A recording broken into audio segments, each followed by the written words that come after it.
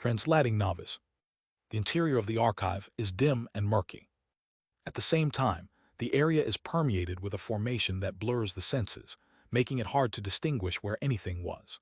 If it weren't for the clues given to me by Jin Byako, I might not have been able to find the archive of the Golden Divine Heavenly Thunder sect in just a few months.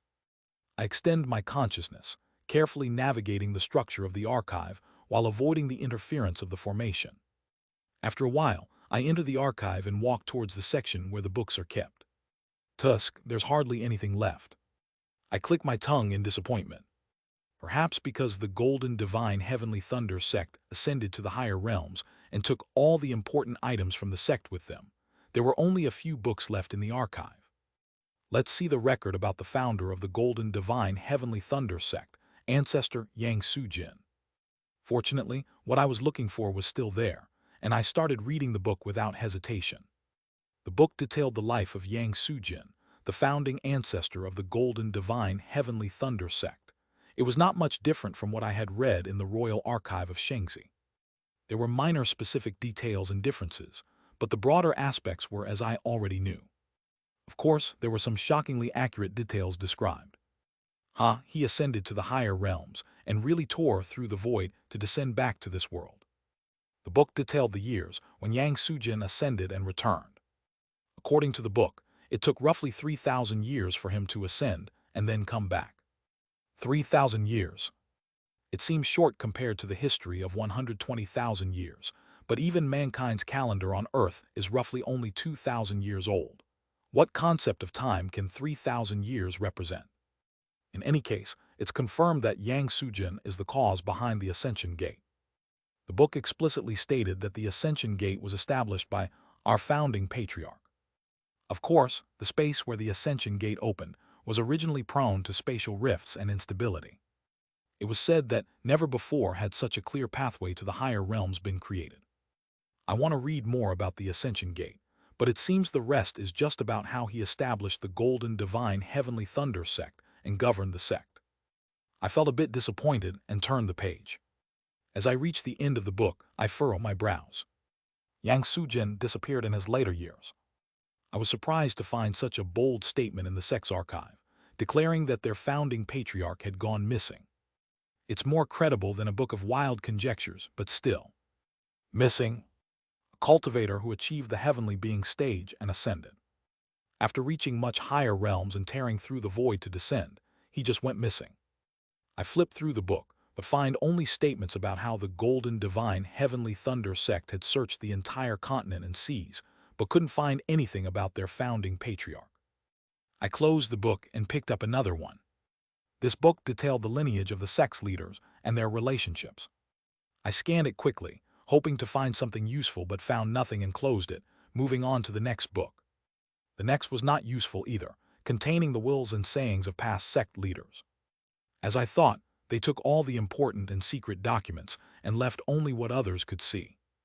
Feeling slightly irritated, I still hoped to find something useful and kept turning the pages. The collection of wills of the past leaders of the Golden Divine Heavenly Thunder sect. What use do I have for this? Suddenly, while flipping through the book, I pause. Although Yang Sujin had disappeared without leaving a will, his last words before disappearing were recorded in the book. There is no place like home. Do the disciples of the sect have a home in their hearts? Home? It was part of a speech he had given before disappearing. My eyes are drawn to the first sentence of the speech. There is no place like home. I shift my gaze to the last sentence. People all have a home in their hearts. We must all strive to reach that home in our hearts. To reach the home in our hearts. A few days later, Yang Sujin was recorded as having disappeared.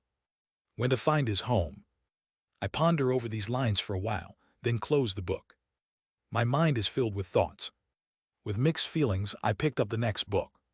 The book was similar to the previous book, but contained a collection of teachings and warnings left by the leaders for future generations. I read a warning left by Yang Sujin for future generations. Future generations must read the stele erected by the founding master in front of the Void Gate before attempting to ascend to the higher realms. This is a crucial rule that must be followed by all future ascendants of the Golden Divine Heavenly Thunder sect. Remember, always remember. The Void Gate, mentioned here seems to refer to the Ascension Gate. The stele in front of the Ascension Gate. It was a stele inscribed with thunderclouds, floating in the void, absorbing lightning with the words, "Leave something behind for future generations, and ascend with a calm heart. Those who do not abide by this will face disaster." But the part about what exactly to leave behind was damaged, so its full meaning remained unknown. I clicked my tongue lightly, guessing that Yang Sujin's warning had likely not been heeded. It seems it was prepared for future generations, but now that the entire sect has ascended to the higher realms, it probably doesn't matter anymore. After all, it was an event from 120,000 years ago, difficult to maintain till now. The original purpose of the stele remains unknown, but it seems to have served its purpose. After reading the book, I turn my attention to the next one. This book is the last. Perhaps because the Golden Divine Heavenly Thunder sect took everything necessary, there were no more books in the archive. I picked up the last book and read it. Surprisingly, the last book contained a unique technique of the Golden Divine Heavenly Thunder sect. This technique, called lightning predicting eye, is an eye technique relying on the sense of reading celestial energy to predict tomorrow's weather and where and how lightning will strike. How am I supposed to use this? It seems the sect themselves deemed this book useless and left it behind. Predicting the weather is something cultivators, even demon beasts, could do. With the demon race's senses of earth, one could predict lightning strikes without the need for lightning predicting eye. Sensitive cultivators could even calculate the location of lightning strikes based on the flow of spiritual energy. No, wait. This technique seems designed for the slightly less spiritually sensitive cultivators to calculate the location of lightning strikes based on the flow of spiritual energy. A vague technique created specifically for lower-level cultivators. I skimmed through the book quickly, storing it in my mind. Can't say if it'll be of any use. How often does one encounter lightning in life anyway? Those powerful enough to predict and avoid lightning would defend themselves with their own abilities. For those too weak, needing the use of the technique, it would be of no use anyway. I close the last book and look around the archive again. As expected, nothing else is left. I came here thinking it would take years to find what I need. But I had read all the books in the archive in less than a day. There were hardly more than 10 books in total. So much for gaining any knowledge. I didn't learn anything new about the Ascension Gate, just some strange and unsettling conjectures about Yang Sujin. I leave the archive and explore the area around Shattered Heaven Peak. There were traces of the massive sect in many cultivators' lives, but Shattered Heaven Peak was now empty. Where buildings might have stood, only traces remained, not even foundation stones. It seems the entire sect, including the buildings, had ascended to the higher realms. There was nothing more to see. Sigh. I sat down where a building once stood at the edge of Shattered Heaven Peak. Maybe I should just go back to Sioran. I had originally come to the Western Mountains to investigate the Golden Divine Heavenly Thunder sect for the remaining 2 years. I didn't expect to finish so quickly without much to show for it. Lost in thought, I suddenly noticed the spiritual energy at the peak is incredibly dense. Thinking about it, it makes sense. This was the site of a large sect. The spiritual energy is several times denser than at the main house of the Qingmun clan. There's no need to hurry back to Seo Ran's place, given such a great training ground. After all, I came here because Seo Ran said it would take him 3 years to prepare. If I go back now, I'd just be training anyway. So why not train here, where the spiritual energy is denser than at Seo Ran's place? Yes, this place seems more conducive for trying to ascend to Qi building. I move my recovered Qi refining 14th star spiritual power, sensing the spiritual cloud swirling in my dantian. The decision is quick. I enter a cave likely used by the disciples of the Golden Divine Heavenly Thunder sect, find a spot, and sit down cross-legged. I spent the previous year learning the summoning wind dragon transformation method. Now, for the remaining time, I should try to reach the Qi building stage and see if I have any chance of achieving it. The spiritual cloud in my dantian began to move. Ascending to the Qi building stage involves condensing the spiritual cloud into a single spiritual star. The spiritual energy must be condensed into the form of a star to truly ascend to the Qi building stage. The spiritual cloud gradually began to rotate, and under my will started to converge into a single point. Rumble. The spiritual cloud gathered towards the center of my dantian. As it concentrated, it compressed to form a star. Crunch. Driven by my willpower, the spiritual cloud compressed, and the temperature at its core rose. At the same time, the fluffy spiritual mist began to merge with each other. Once the fusion of the spiritual cloud inside the dantian is complete and a stable star is born, I can ascend to the chi building stage. However, cracks began to form in the star. Flash. Suddenly, there was a flash in the dantian, and the forming star exploded. Boom. Arg. I exert all my strength to prevent damage to my dantian. Thanks to that, the energy of my inner core became refined once again, but my face contorted in pain. This attempt failed too. I needed to capture and stabilize the slight changes occurring at the moment of the star's birth. Possessing the 5 element spiritual roots, my spiritual power is too chaotic, making it difficult to grasp all the slight changes. There were too many changes to catch them all. Sigh. I sigh and examine the state of my dantian. The spiritual cloud was completely consumed, and my level fell back to the completed 12th star chi refining. It's frustrating. Using chi building pill would greatly reduce the difficulty of reaching the chi building stage. The pure life force in the chi building pills injects vitality into the spiritual star, significantly stabilizing it. However, knowing what the life force in the pills is made of makes me reluctant to use them. No, it's more than reluctance. It's something that, as a human, I should not consume. As this thought sank in, I let out a wry laugh, realizing the path I am attempting. Attempting to reach the chi building stage without chi building pills, despite having the 5 elements spiritual roots, is madness. Except for those with heavenly spiritual roots, which cultivator wouldn't use chi building pills to ascend. The more spiritual roots one has, the more subtle changes accompany the birth of the spiritual star. Even those with true spiritual roots often take chi building pills due to the crazing shaking of their spiritual star due to the slight changes. For every inferior spiritual root, the number of accompanying changes increases by a square. As someone with 5 element spiritual roots, I need to control 4 times more changes than someone with true spiritual roots. Damn it! I clench my fists in frustration. This is why I even learned demon beast methods like summoning wind, dragon transformation, to try and find another way. However, after learning demon beast methods, I realized that they had no relation to the chi building process. They don't affect each other. Like oil and water, the two energies flow separately. Even though other realizations might bring some connection, currently, they seem unrelated. No choice then.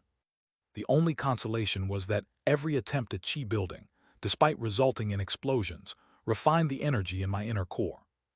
I sigh and begin to cultivate to reach the 14th star of chi refining again. Months passed. I tried again and again to ascend to the chi building stage. Numerous explosions occurred in my dantian, and I experienced excruciating pain each time. The advantage of being in a region dense with spiritual energy was that, with enough understanding of the stages, I could recover my cultivation from the 12th star to the 13th and 14th star of chi, refining fairly quickly and attempt chi building multiple times. Whoosh! The number of changes occurring in the spiritual star easily exceeded tens of thousands. If I could stabilize all these changes and maintain the fusion of the spiritual cloud, a spiritual star would be born. That is the chi building stage. However, I was overwhelmed just trying to track these daunting changes, let alone catch them all. I had to catch and understand every minute and faint change of spiritual power that's equivalent or smaller than a grain of sand, stabilize them, and then base the fusion of the spiritual cloud on that to create the spiritual star. Damn, it's too difficult. Even when using Gang Sphere to quadruple the speed of my thoughts, I barely managed to observe the transformations without missing them. The only hope seems to be increasing the number of Gang Spheres to further accelerate thought. My consciousness had grown to the extreme level of chi refining and had become almost as vast as it would be in the chi building stage. The larger the consciousness, the more pronounced the acceleration of mental facilities. Even more so than Kim Young-hoon, who hasn't practiced cultivation. Maybe, if I can handle 9 Gang Spheres like Kim Hyung, there might be some hope. Boom! The fusion of the spiritual cloud failed again, and an explosion occurred, causing pain in my dantian. Cough! I spit out a mouthful of blood and manage my internal injuries with internal energy. Another failure. With each failure, I find myself focusing more on accelerating thought through the realm of martial arts. And again, I begin to think about the demon beast methods. Martial arts are certainly similar to the methods of the demon race. Of course, they're just similar. They are fundamentally different. Like the wings of insects and birds, two completely different creatures that have simply undergone convergent evolution. But certainly, the results they produced are similar. So they can be referenced.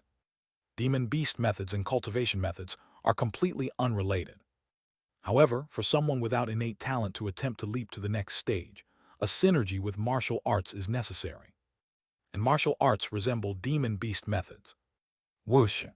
A gang sphere emerges from my heart. I invoke the earth sensation that the demons feel. Now familiar with the demon's sensations, invoking them only causes a slight headache.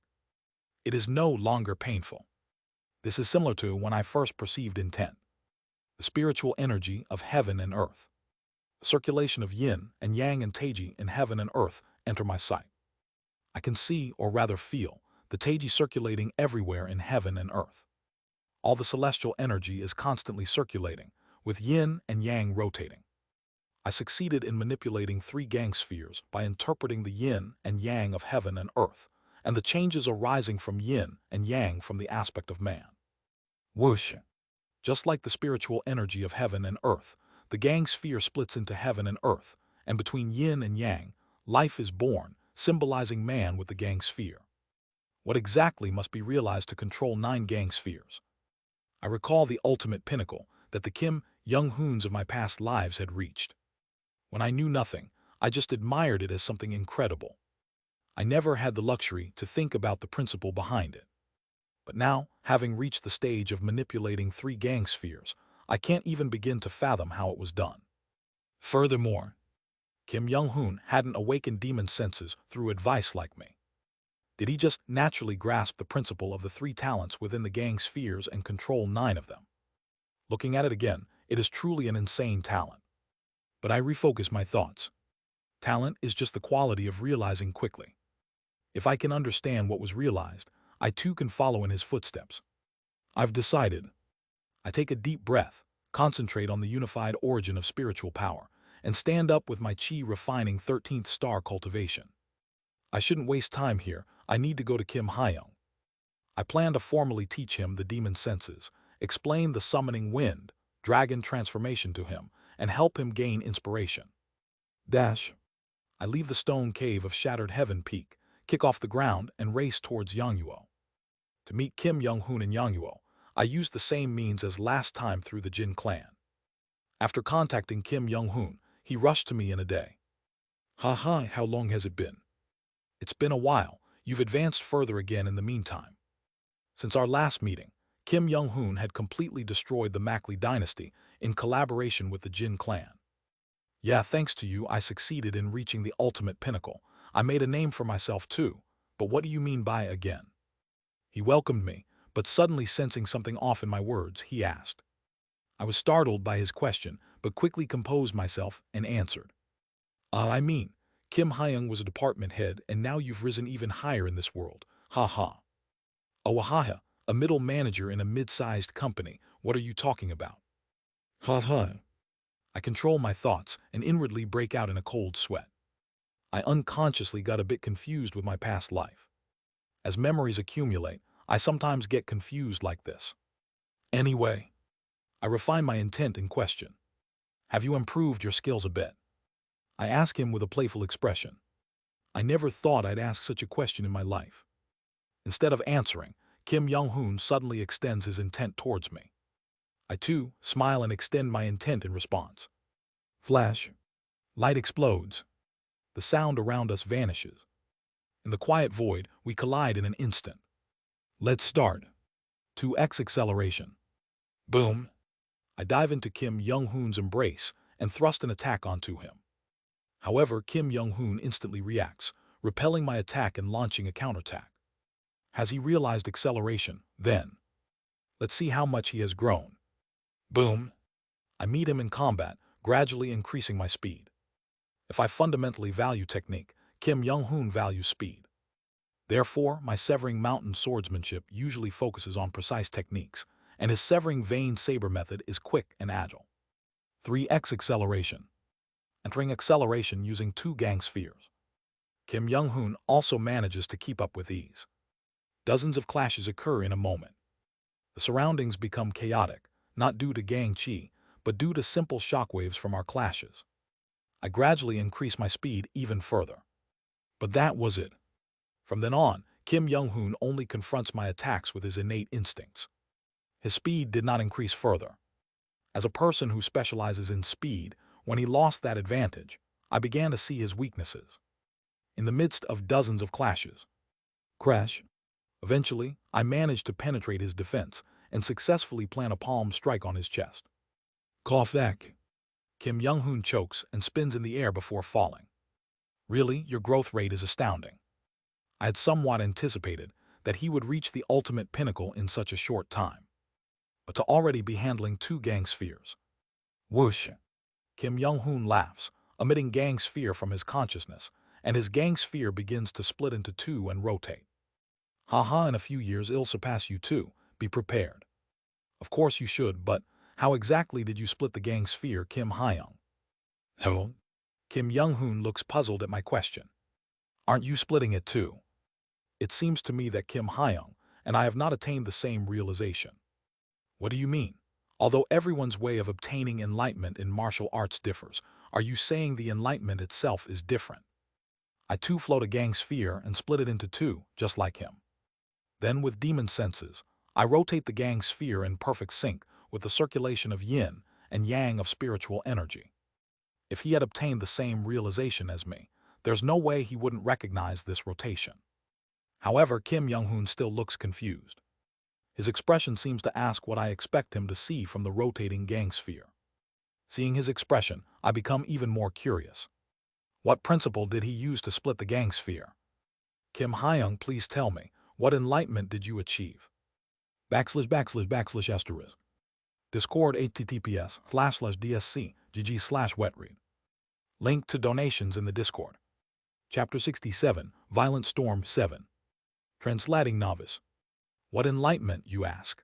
Now that I think about it, reaching the ultimate pinnacle is bound to be unique to you and me anyway, so it's hard to put into words.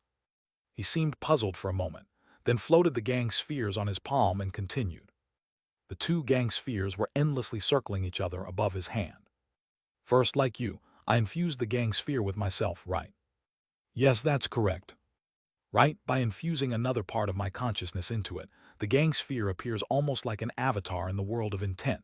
It's possible to absorb the gang sphere to accelerate thought. You must know this too, since you've split the gang sphere. But a person is not made up solely of themselves. I'm the same up to this point. But from Kim Young-hoon's next explanation, the differences between us began to emerge. A person is completed within relationships with others. Then, the enlightenment of the gang sphere must start from the concept of relationships. What is the most precious and valuable relationship to a human? Whoosh! The gang spheres on his hand vibrate. Somehow, I felt as if I could hear a heartbeat from the radiance of those spheres. Parents. There was an indescribable nostalgia on his face as he spoke. The most direct cause that brought me into the world. I was born because of my father and mother. I received life from them. I'm not just made of myself, but also of my parents. Whoosh! As he verbalized his realization, he seemed to gain something more. Was it from our battle, or from observing the 3 gang spheres still floating above my hand? The gang sphere of this martial deity began to change as well. My mother and father met, and they had me. Boom! As the 2 gang spheres rotate, a third one begins to emerge within their rotation. As I live my life, I met my wife and will see my children, maybe even grandchildren, among the countless relationships and connections I'll encounter in life. The most precious ones constitute what I am. Oh, I see. I interpreted the gang sphere through the principle of the 3 talents. Having worshipped the heavens and learned the demon senses, the presence of heaven and earth is very clear to me. But Kim Young-hoon's principle seems to be family. Time and time again, whenever Kim Young-hoon reached the ultimate pinnacle, he almost always handled 9 gang spheres. Maybe it was because he kept thinking of his loved and missed ones. Crack. 3 gang spheres. An amazing achievement and realization, but Kim Young-hoon clenches his fist, dissolving the gang spheres and presses his fist to his chest. Such martial arts are unnecessary. I just want to see my family again. We both disperse our gang spheres and stand silently for a while. Both of us are lost in thought for a moment. After a while, Kim Young-hoon lightens the mood with a bitter smile. Enough of this. What's the use of talking about it here? Sorry, let's talk about martial arts instead. He smiles faintly and floats the gang sphere again. Anyway, I realized that I was constantly interacting with the most important relationships in my life. Then, I thought that the gang sphere and intent could also be divided within endless interaction and circulation. Endless circulation, that was the principle I found. Is that so? I too came out of my thoughts and listened intently to his story. Endless circulation. This concept also resonates in the world of Taiji, I observed. After all, the yin and yang of the world are constantly circulating and interacting. Although the direction of our enlightenment was different, there is a common ground. He focused on the circulation of intent. I focused on the Taiji of spiritual energy. But even though there was a common point, our realizations are distinctly different. Then perhaps our enlightenments could complement each other. Kim Hyung, now let me share my enlightenment with you. First, focus your mind and visualize the movement of yin and yang in your heart. Done. In that state, completely forget the flow of intent and concentrate on the flow of the spiritual energy of heaven and earth.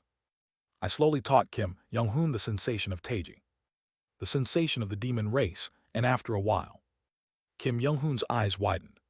Though, he too entered the same vision as me.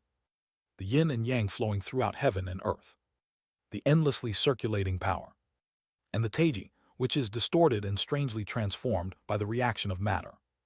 Heaven and earth, and man. Fascinated by the new landscape of all things containing the 3 principles, Kim Young-hoon gazed vacantly into space for a while as if he had lost his soul. Kim Hyung, are you all right? I asked him, seeing that he continued to stare blankly into space. Normally, if one had just awakened to a new sensation, their head would feel as if it was about to split apart in pain. However, Kim Young-hoon just blankly nodded his head. Even after awakening to a new sensation, he feels no pain. His potential is indeed different from mine. It seems he already had some talent for this sensation. As Kim Young-hoon continued to look into space, 3 gang spheres naturally float around him. Whoosh! The 3 gang spheres begin to rotate. They have stabilized completely. When he first created the 3rd gang sphere, it was quite unstable. But at this moment, all signs of instability disappeared, and 3 stable gang spheres were just rotating around him. There is even a hint that the gang spheres might split again. It seems like any moment now, the gang spheres could split into 4, 5, or 6. But then, Kim Young-hoon seemed to come to his senses, panting as he dispersed the 3 gang spheres rotating around him. He looked extremely surprised. That's it. You realize the principles of heaven, earth, and man in the Taiji of yin and yang, not in the circulation of intent. You got it right away. I still don't quite grasp what the circulation of intent is. After pondering for a while, Kim Young-hoon, looking at me, spoke. No, I don't think you need to worry about that. Yes. The day I first felt the circulation of intent, I vaguely sensed the limits of the gang sphere. It might not be precise, but the number of gang spheres a human can handle is probably between 8 to 10. That's probably the limit. Also, I felt that just deeply exploring the circulation of intent is enough to reach its end. So, you too, if you continuously delve into that Taiji sensation you realized, you should be able to reach the end as well. He reaches out towards the circulating Taiji in the sky, while invoking the sensation of the earth. Of course, it isn't tangible, so he can't grasp anything. 8 to 10 is the human limit. Even if we share our enlightenment, it's not like the number of gang spheres will multiply to 81 or something. Even if we have more enlightenment, it's not as if the gang spheres will become stronger. How do you know that? You haven't reached that stage yet, Kim Hyung. Such facts are not recorded in the record of surpassing path and martial arts. It's the intuition of a genius. I have nothing to say. But since Kim Young-hoon has never been wrong about martial arts, he's probably right. Every cycle, Kim Hyung's gang sphere count ended at 9 because that is the limit of humans. The limit of humans. Hearing that made me feel a bit regretful. That meant the end of a martial artist is in the chi building stage. It's a bit disappointing as a martial artist. Anyway, thank you for the great enlightenment. Based on this, I will grow even faster. What you taught me will bring tremendous inspiration. Inspiration. The end of a martial artist. Kim Young-hoon's words. And a bit of stubbornness. I felt these rising in my heart. Kim Hyung, if you have inspiration, can you surpass the record of surpassing path in martial arts? He frowns. We had talked about the record of surpassing path in martial arts when we first met and shared stories for several days. Kim Young-hoon, who heard my claim that someone had implanted martial arts in my mind, said he had experienced something similar, and we discussed the record of surpassing path in martial arts. And now I was asking him this question.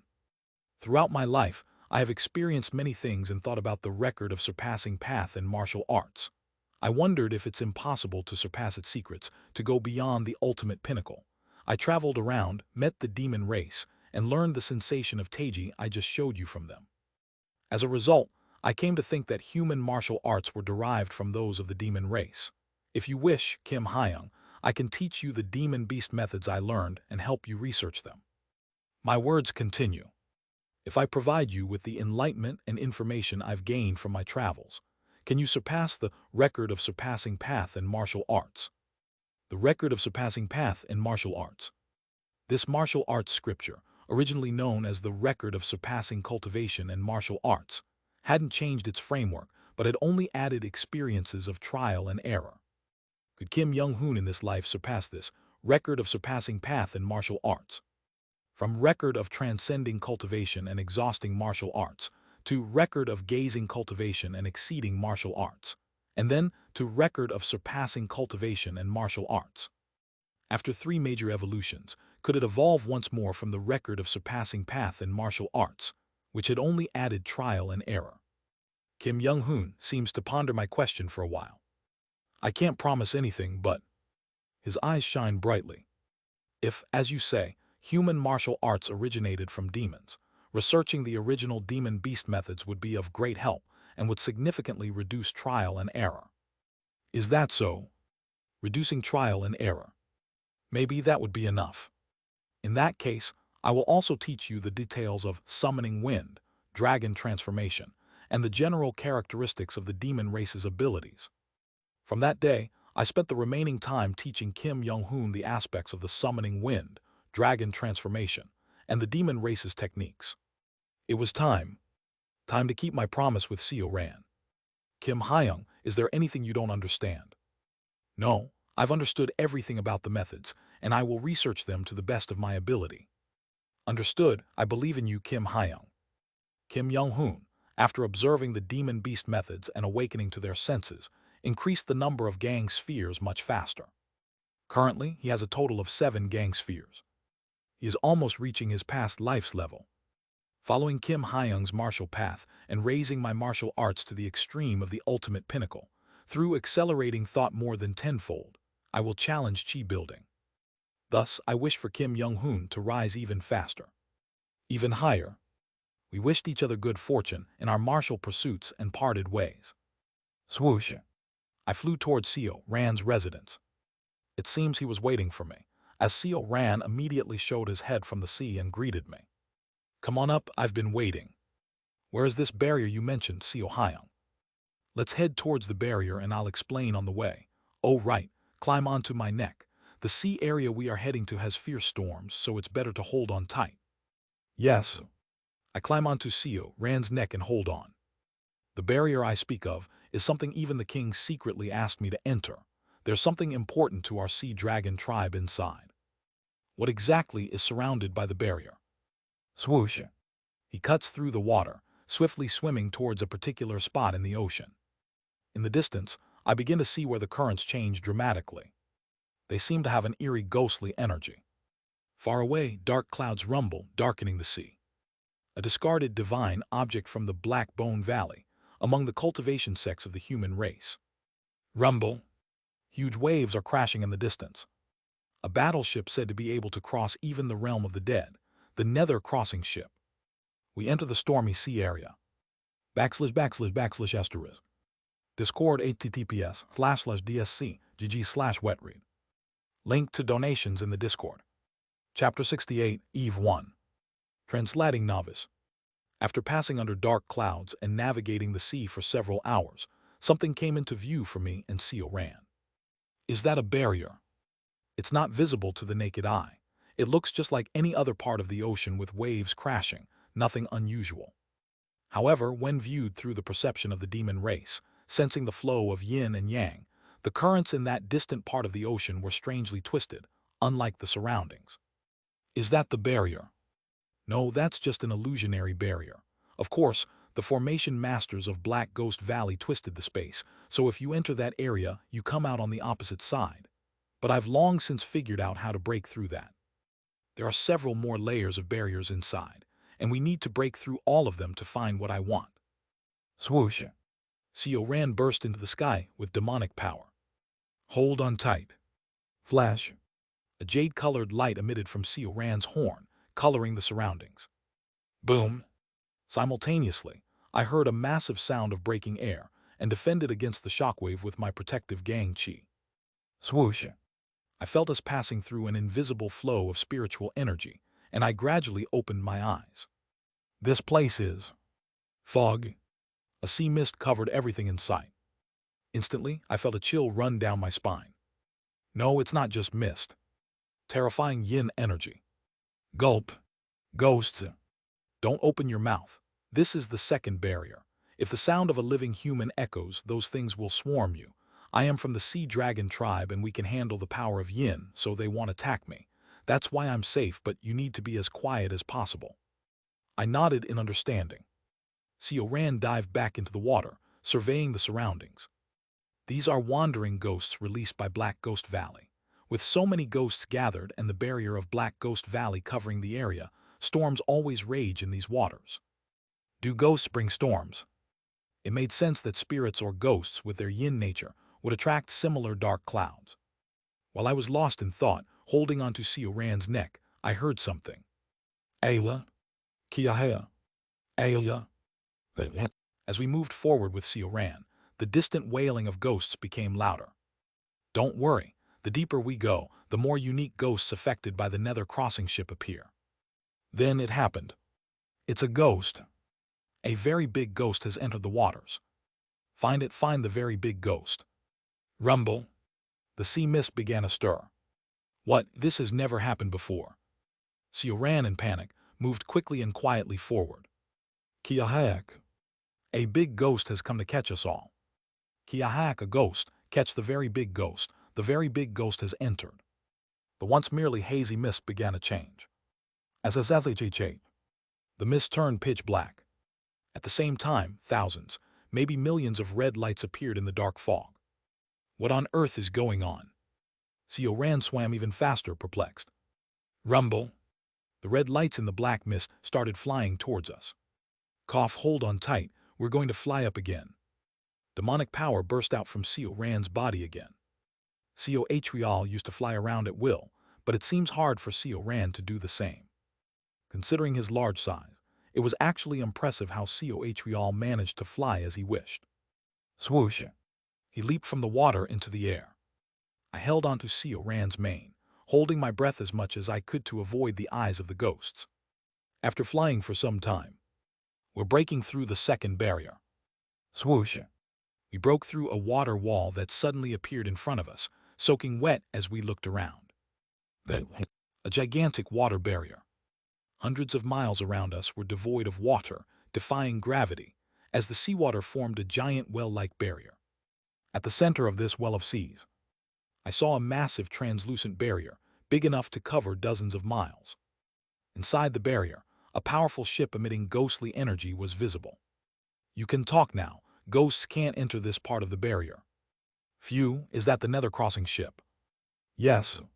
Swoosh. Ran glided along the water barrier and descended to the bottom of the sea well. Get off now. From here on, there's nothing particularly dangerous for you.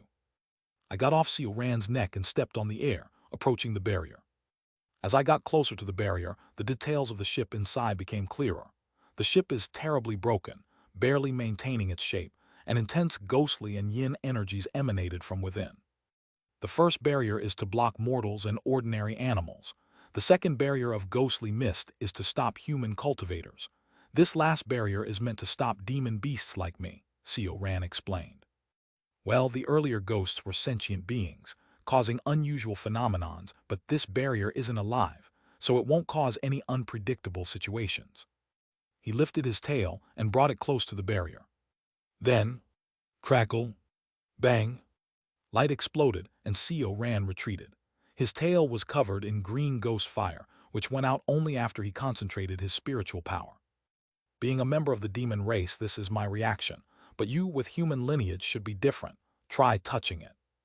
I cautiously approached the barrier, restraining my inner core's energy, and touched it. Crackle. With a tingling sensation, my hand went smoothly into the barrier. It really goes in.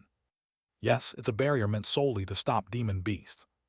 I hesitated briefly before stepping into the barrier. Swoosh.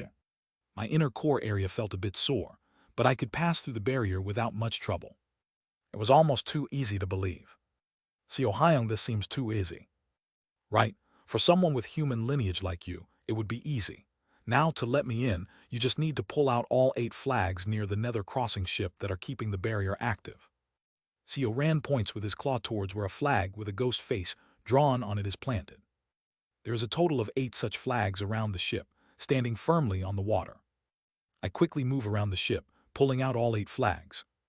Then the barrier surrounding the nether crossing ship loses its light, and Ran approaches me. It's quite easy, isn't it? Well, up to here, it definitely is easy. After all, it's a discarded divine object. It's just an old relic with no value other than its symbolic significance as a divine object. Black Ghost Valley wouldn't have set such an extensive protection for it. He clicked his tongue as he continued. Actually, it was much more annoying than before. If you entered the mist barrier before reaching here, the ghosts would signal Black Ghost Valley. Then Black Ghost Valley would send core formation cultivators to hunt down demon beasts like me. Even if someone managed to get this far, Black Ghost Valley usually had several chi-building disciples stationed here to hunt. But now that Black Ghost Valley has completely vanished to the higher realm, it'd be strange if the difficulty is higher. I see. Anyway, the real challenge begins after entering inside. Help me find something inside. Sure. It seems that rather than the barrier, Black Ghost Valley had relied on people to guard the place. Now that those guards had ascended to the higher realm, it was like easily jumping over a low wall. By the way, even if it's a discarded divine object, considering they protected it with such a huge barrier and had inner disciples guarding it, it must have been quite a significant object. What happened to it? I ask as we approach the ship. The ship is half destroyed, with one side completely shattered. There are a few intact parts, but not many. It was damaged in a war among human cultivators. What kind of war was it? You probably wouldn't know since it happened before you were born. There was a human cultivator known as the Mad Lord. I don't know the details, but one day, the Mad Lord suddenly caused a commotion, wanting to take one of the components inside the nether crossing ship. Black Ghost Valley naturally ignored him, calling him insane, but due to the Mad Lord's uproar, 2 heavenly being elders of Black Ghost Valley were killed. In response, Black Ghost Valley went mad as well and mobilized all their power to capture the Mad Lord.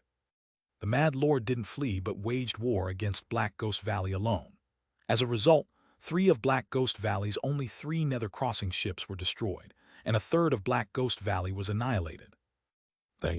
Eventually, the Mad Lord indeed smashed one nether crossing ship, entered inside, and took away the core component. No one from Black Ghost Valley could stop that crazy cultivator. What in the world is this terrifying battle record? If it's the Mad Lord, then that hunchback old man. Does he really possess such unimaginable power? After all, if he's just a madman, then other cultivators at the heavenly being stage. Even the usually composed Sea Dragon King shuddered at the mention of his title, showing a clear distaste. The fear and disgust must be, because the madman possesses such unbelievable power. Before fighting the Mad Lord, Black Ghost Valley used to roam the seas on 3 nether crossing ships, flaunting their terrifying might. But after the war with the Mad Lord, they were stuck to one sea area, staying quiet.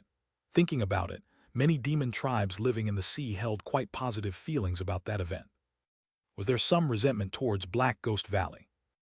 Co Ran smiled contentedly as we ascended to the deck of the Nether crossing ship. The ship was made of some incredibly sturdy and glossy material. A considerable amount of yin and ghostly energy was emanating from the deck. Let's go inside. Co Ran opened the door, leading inside the ship from the deck. Whoosh! I was stunned as I looked inside. Just opening the door released an overwhelming amount of yin and ghost energy. The interior was completely shrouded in darkness, obscuring everything from view. Co Ran became a bit tense too, stiffening up at the door. But Co Hyung, it seems a bit cramped inside for you to enter. Don't worry about that, let's just go in. Swoosh. As he spoke, Co Ran stepped into the darkness. I followed him, tensely entering after him. Whoosh. Then I witnessed an astonishing sight. It's bigger inside than outside. A colossal space. A passageway thousands of times larger than what it appears from the outside is before me. Co Ran turns to me and said, Black Ghost Valley used to rule the entire sea with 3 nether crossing ships. The reason they could do so was because each nether crossing ship itself was a divine object with an unbelievably huge compressed space. The nether crossing ship is almost the same as Black Ghost Valley's main base. In fact, their main base, Gui Valley, was merely a port for docking the nether crossing ship. So, it's more accurate to say that the nether crossing ships are Black Ghost Valley. Well, I was overwhelmed by the sheer size and lost my words for a moment. I heard it was an artifact created by mimicking the immortal treasures of true immortals by one of the talented artisans of the times. Whether it's true or not, I'm not sure. We continued walking. Passing through the vast corridor, we arrived at a large cavern. In various places, there were statues of ghosts strewn about, and sizable wooden buildings situated here and there. Can you check all the rooms and buildings inside the ship to see if there's anything emitting this kind of energy? Wung. When Co Ran extended his paw, a bead the size of a fingernail, emanating the energy of the sea dragon tribe, floated up. Remember not only the shape but also the energy. If you find an object emitting this energy, tell me right away. Understood, shall we go in and look? I remembered the energy he emitted and took a look at a pavilion 4 or 5 stories high. But to think that such a gigantic space, still with plenty of room left, is compressed into just one ship. Is this what qualifies as a divine object of a great cultivation sect? Just when I was looking around. Step. Whoosh. Something flew at me at high speed. Then, clang. I quickly emit Gang Chi to deflect it. It's a small dagger. Looking closely, a hole opened in one wall, revealing a hidden mechanical trap that had sprung. A mechanical trap. Then, click-lag, click-lag. Something clicks inside one of the wooden buildings, and something walks out. Click-lag, click-lag. They are puppets made of wood. The puppets move awkwardly at first, then suddenly rush at me. HMPH. Boom, boom. Without hesitation, I emit Gang Sphere from my palm and completely ground the puppets to dust. Co Hyung, these things are. I heard that these are mechanical traps left by the Mad Lord when he entered the Nether crossing ship. I don't know how he does it, but the Mad Lord is said to be capable of filling an area with his mechanical traps in just a moment of sitting. That's when it happened. Click-lag, click-lag. More wooden puppets begin to approach us from a distance. Co Ran twitches his brows and moves his body. All right, let's break through together. Let's do it. Co Ran and I charge toward the puppets rushing at us. We broke through the puppets, dodging numerous mechanical traps as we searched inside. The inside of the ship was immensely spacious, rivaling the size of the golden divine heavenly thunder sect that I had seen in the great mountain ranges. Even more so, there were at least 2 more such ships in Black Ghost Valley. One could easily imagine their former glory. The parts of the ship seen from the outside that were half destroyed were either warped in space or completely inaccessible. We destroyed mechanical traps and headed down to the lower part of the ship. SSSHHH. The lower deck of the ship is filled with ghostly energy. There were no ghosts or vengeful spirits, but the formidable ghostly energy was enough to make one's consciousness tremble. Co Hyung, I'm feeling a bit numb in my consciousness. I felt the ghost energy affecting my consciousness. Seo Ran opened his mouth in response. A small golden bell pops out of his mouth and jingles once. Ting! With its clear sound, the surrounding darkness seems to recede slightly, and the pain affecting my consciousness eases a bit. I used a Dharma treasure with the power of exorcism to drive away some of the ghostly energy. I put a lot of effort into empowering this treasure over the past 3 years. However, to completely eliminate the pain, it would be better to compress the consciousness and give it form. Seo Ran advises me while looking in my direction. I utilize the technique of summoning wind, dragon transformation to change my consciousness into the shape of a sea dragon. Since Seo Ran's consciousness already perfectly covered him in the same form, it seemed to put less strain on him from the start. Indeed, giving form to the consciousness allows better resistance to attacks on the mind. I solidify my consciousness and ask Seo Ran a question. Seo Hyung, what exactly is a Dharma treasure? Is it different from magic artifacts? You ask about everything. Magic artifacts are toys used by cultivators from chi refining to chi building stage. Dharma treasures are real weapons used by core formation cultivators. They feed on the power within the core formation cultivator's golden core and grow along with the cultivator. He continued explaining about Dharma treasures. If one is not at the core formation stage and below, they would need to accumulate power over several years to use it, but the effect is certainly significant. So Seo Hyung, when you reach a stage equivalent to core formation, will you be able to use a Dharma treasure properly? At my question, Seo Ran hesitated for a moment before responding. Unfortunately, demon beasts don't usually use Dharma treasures. Our fangs, claws, scales, etc. are essentially our Dharma treasures. This treasure is used only in special situations like this and won't be my main weapon. I see. We continued to drive away the Gossel, Y energy in the nether crossing ship, breaking through puppets and mechanical traps as we went deeper. By the way, can the nether crossing ship really cross the netherworld? It's a symbolic name. This ship is just an imitation of a true immortal treasure, while those treasures could possibly travel to the netherworld. This ship can traverse space but, as far as I know, cannot go to the world of the dead. Being able to traverse space alone is impressive. As I shattered an approaching puppet and we continued downward, I noticed something. There are no puppets attacking on this floor. It is quiet and dark. While the previous floors were somewhat visible, this floor is completely shrouded in darkness. It's too quiet and teeming with ghostly energy. Without exchanging words, Seo Ran and I simultaneously fall silent and keep watch. The demon senses are keen. The circulation of Taiji around us has changed. Yin and Yang are not circulating properly, with Yang energy being suppressed by Yin energy. There is something dangerous on this floor. That's when it happened. What ghost dares to intrude upon the nether crossing ship? A demon beast and a human. I understand the demon, but what's with this human, coated in several layers of death on his soul? Chill. Cough. It's hard to breathe. A chill runs through my body. It's natural for ghosts to coat their deaths, but why does this one have several layers of death? How curious and strange. I recognize this presence. From the Makli clan, Jin clan, Chungmun clan, and others. An unchallengeable disaster. The aura of core formation. A great ghost indeed, a living human cloaked in the skin of a ghost. What audacious business brings you here? Let's escape. Flash. A burst of light emits from Seo Ran's bell. Simultaneously, the pressure bearing down on us vanish. That Dharma treasure could it be? Quickly to the upper deck. Seo Ran cries out as if in agony, and we frantically climb back up. Ahaha, I see. A bastard of the Sea Dragon King's lineage, the prince of the king family, yet still here when others have ascended. Seo Hrial must have abandoned you, a great ghost and a stain of the royal family. Even a dead old man has exciting days. Rumble. A wave of dark, ghostly energy begin to chase us from below. You really think you can escape from the grasp of a heavenly being cultivator? The voice of that entity echoes throughout the ship. The mention of heavenly being makes my head spin, nearly causing me to lose my balance and fall. Stay focused. If it was a heavenly being, we wouldn't be feeling so easily.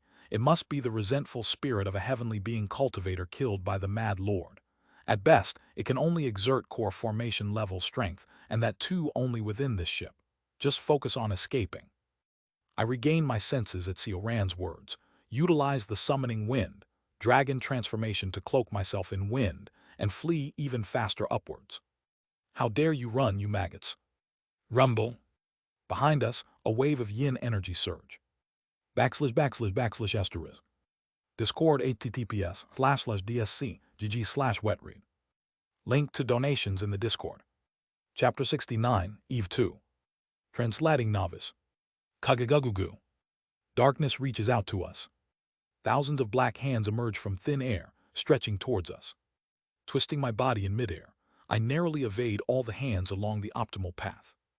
Using Mountain Lord's soaring flight at full display, I manage to escape the ghost hands without a single hair touched. However, for Sioran with his large size, escaping is a bit more challenging. Using the power of exorcism and destruction from his golden bell, Sioran burns off several hands clinging to him and ascends upwards. Once we break free from the ghost hands, the puppets we previously shattered on our way down started to rise in the air and swiftly charge at us. Whoosh, whoosh, whoosh. Seo Hyung, don't stop, just look ahead. I release Sword Gang from both hands, swinging it in all directions. Boom bang. Following the intricacies of dual energy sword control, my Sword Gang wildly changes trajectory in midair, knocking away all parts of the puppets charging at us. Yet ahead of us, a sea of destroyed parts, emitting intense ghostly energy, are surging towards us. Prepare the strongest attack. Understood. I emit Gang Sphere from my inner core, and Seo Hyung gathers spiritual power at the corner of his mouth. Breakthrough. Boom. 3 Gang Spheres fly from my hand, turning into a storm of light that stops the wave in its tracks. A blue torrent of light erupts from Sioran's mouth, striking the wave head-on. Sioran's breath carves a huge hole in the wave. We rush towards the gap and manage to escape. We quickly ascend to the next level. Sticky black darkness surges towards us, trying to grasp us. Sioran keeps exhaling breaths, and I continuously emit Gang Spheres, narrowly escaping the pursuit of the core formation level ghost spirit. Finally, we see the entrance we came through in the distance. As we're about to escape the nether crossing ship, numerous black hands emerge from the ship itself.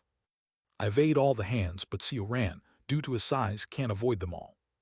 There is a reason for the sudden emergence of ghost hands from the ship's hull.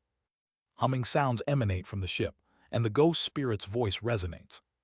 Escaping well, aren't you? Daring to plunder the Azure Bone Valley's treasures like that bastard Mad Lord. While I am here, it will never happen. Even if this ship is destroyed and discarded, it once shared its glory days with the Azure Bone Valley's prime. No one can covet the valley's treasures. Azure Bone Valley. Before I can ponder, another giant ghost hand surges towards me. I explode the ghost hand with a Gang Sphere from my inner core and approach Sioran. Seo Hyung, I'll help. No need, I've gathered enough strength, I can handle this. Sioran's body emits a sudden surge of demonic power. Simultaneously, golden energy begins to emanate from between his scales. It looks to be cloaked in a golden protective Gang Chi. Is this the power of that Dharma treasure he mentioned earlier? The ghost hands grasping him explode, freeing Sioran. He gnashes his teeth and ascends into the sky, as thousands more ghost hands emerge from the ship, trying to grasp him. The ghost spirit's voice echoes everywhere. That's a treasure of the Azure Bone Valley, isn't it? If you leave it behind, it'll let you go. Nonsense, this is my treasure, my own treasure. Sioran shouts back at the ghost spirit and signals me with his eyes. I activate summoning wind, dragon transformation, slicing through the ghost hands with wind, and cling to Sioran, aiding his flight. Hold tight, we'll break through the barrier in one go.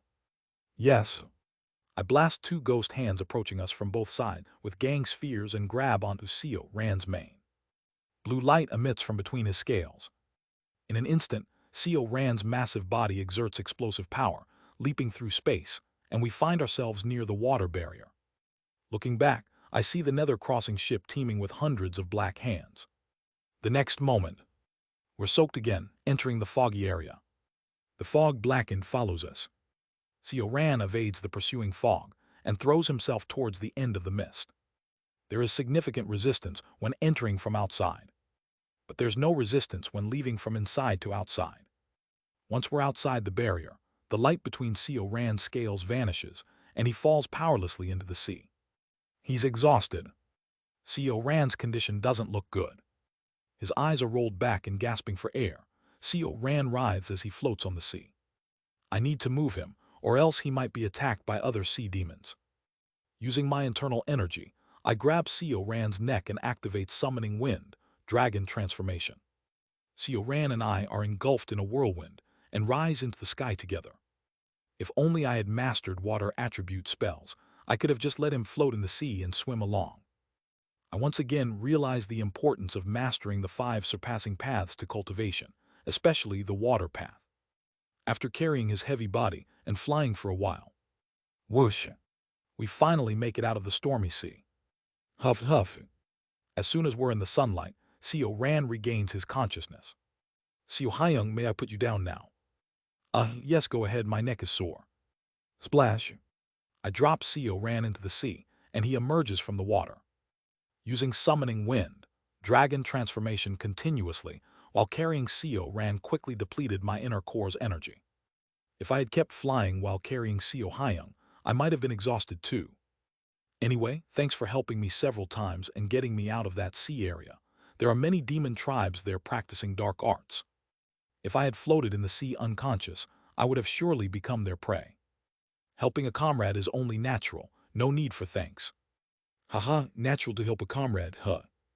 A trace of sorrow momentarily crosses Seo Ran's face and consciousness. Anyway, this attempt was a failure. What will you do now, Seo Hyung?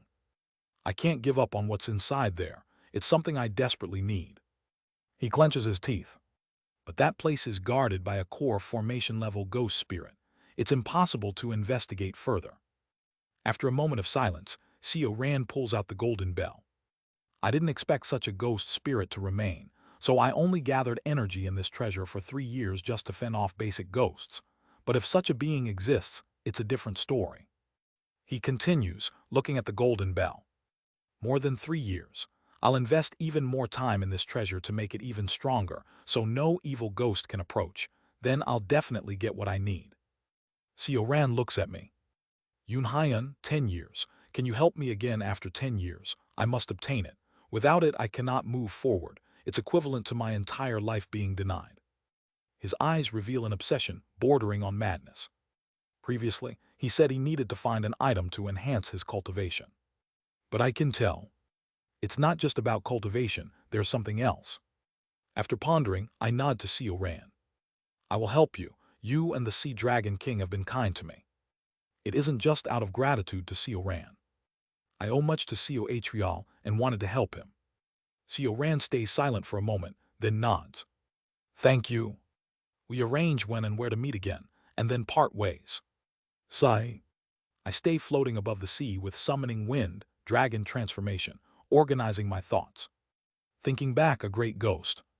The many ghosts in the fog. And the core formation-level ghost spirit called me a great ghost. The remaining ghost spirit of a heavenly being cultivator said I had a soul coated with multiple deaths. Do the dead see such things? The Black Bone Valley Grand Elder, White Bone Ghost Devil, who seemed much more skilled than the core formation ghost spirit, hadn't said anything to me. The influence of being a dead person seems significant. Azure Bone Valley too. I've never heard of it even in the royal archives of Shengzi, Azure Bone Valley. Could it be related to Black Bone Valley's hidden history? After contemplating, I shake my head. There's nothing I can do now. I need more information later. For now, I must elevate my cultivation. I need to enhance my gang sphere to reach the extreme of ultimate pinnacle, and find a way to advance from Chi refining 14th star to Chi building. Whether it works or not, I'll give it my best shot. First, I decided to go to Yangyuo, meet Kim Young-hoon, and find a way to advance to Chi building while gaining martial arts experience. After contacting Kim Young-hoon through the Jin clan, I informed him where I would be staying. I went to the mountains near Yangyuo, Yansan City, defeated all the bandits in the area, and settled down. First, I should master the water surpassing path up to the 4th star. Considering that in 10 years, I'll be joining Seo Ran to venture deep into the Black Wind Sea and search the nether crossing ship of the Black Bone Valley again. It's essential to at least know the basics of water attribute spells to avoid being a burden. The cultivation manual I acquired, regarded as the basic among the basics in the Taoist community, is 5 surpassing paths to cultivation. It contains the basic techniques for the 5 paths: earth, water, fire, wood, and metal. So far, I had only mastered the earth surpassing path, but I could always learn the other paths if I wanted. Initially, mastering even one earth surpassing path was challenging, so I focused solely on it. To assist Seo ran in the sea, mastering at least the basics of the water surpassing path is necessary, so I plan to learn it to the minimum extent.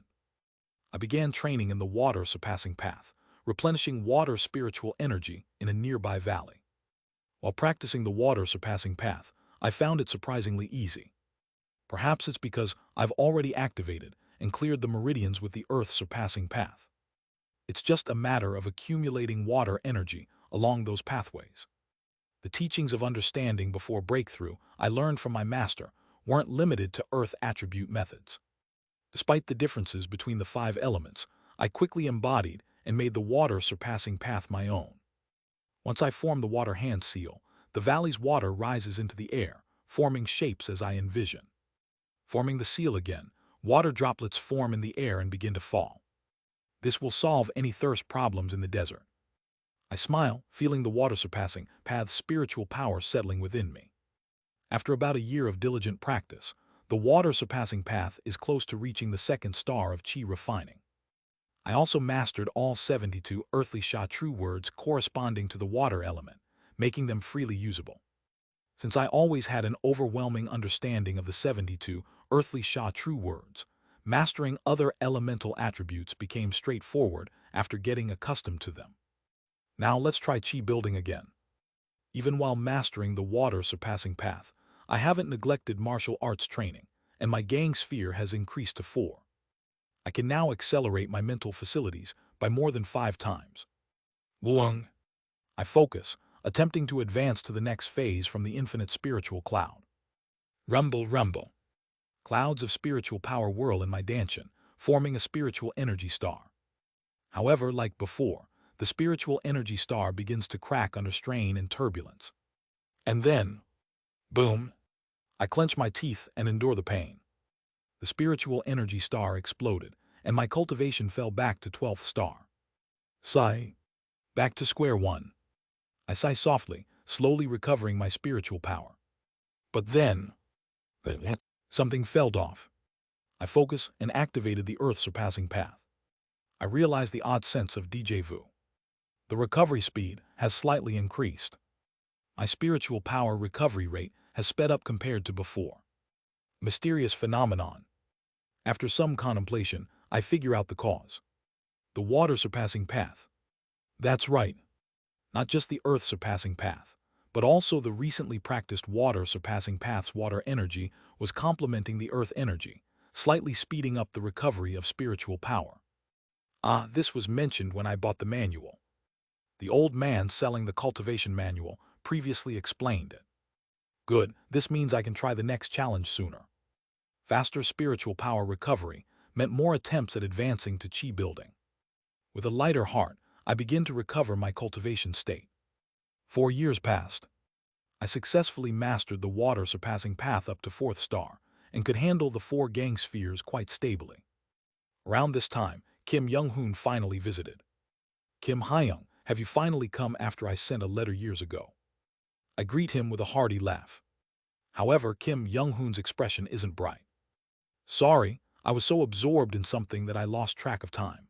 A few years ago, the cultivator clans in Shengzi started attacking the Mackley clan for breaking a treaty. Recently, the Mackley clan hasn't been active, so I've been focusing solely on martial arts. And Wu Wang. Kim Young-hoon releases his gang sphere.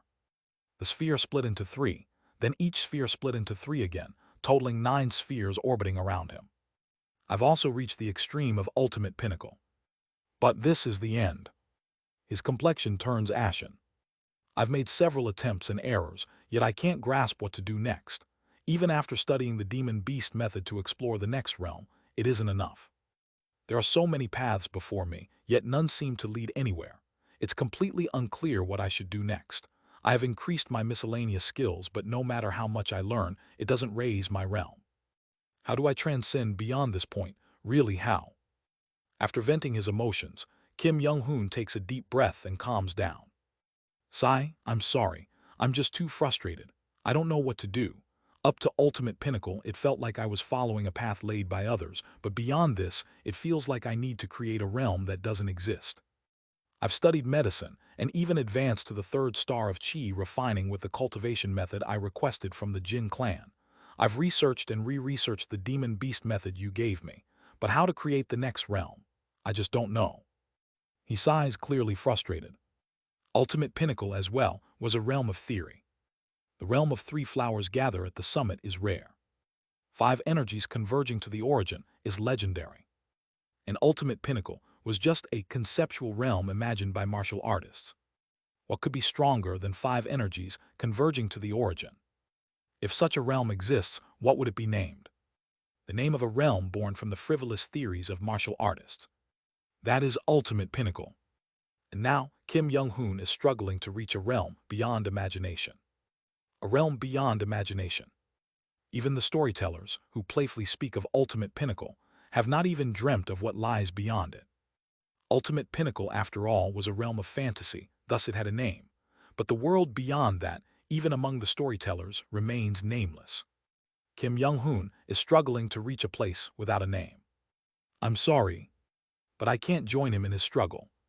I am slow. So slow, in fact, that I am still at the mid-stage of ultimate pinnacle with only 4 gang spheres. It is uncertain whether I could even handle 9 gang spheres in this lifetime. How can I, then, discuss what lies beyond ultimate pinnacle? I'm not yet qualified to discuss such a realm. Yes, you're right. Kim Young-hoon isn't a bad person. Normally, in such a situation, he would try to lighten the mood by praising my skills as decent. However, Kim Young-hoon only affirmed my words with a dark expression, evidence of his extraordinary efforts to transcend to the next level. What lies beyond is unexplored, a realm that's never been seriously discussed. The basic requirement to enter it is reaching the extreme of ultimate pinnacle. Even my talent needs to be honed to the absolute brink for this realm. Suddenly, during his speech, Kim Young-hoon pauses, then begins to chuckle. Ha ha ha, it's so infuriating. It might have been better if my talent was mediocre, focused only on reaching existing realms. If the realm already exists, I could have trained diligently. But since I don't even know what to do, it's unbearably tormenting. Being the only pioneer, the pressure that I cannot give up is immense. I look at him with a bittersweet feeling. When I think about it, it's true.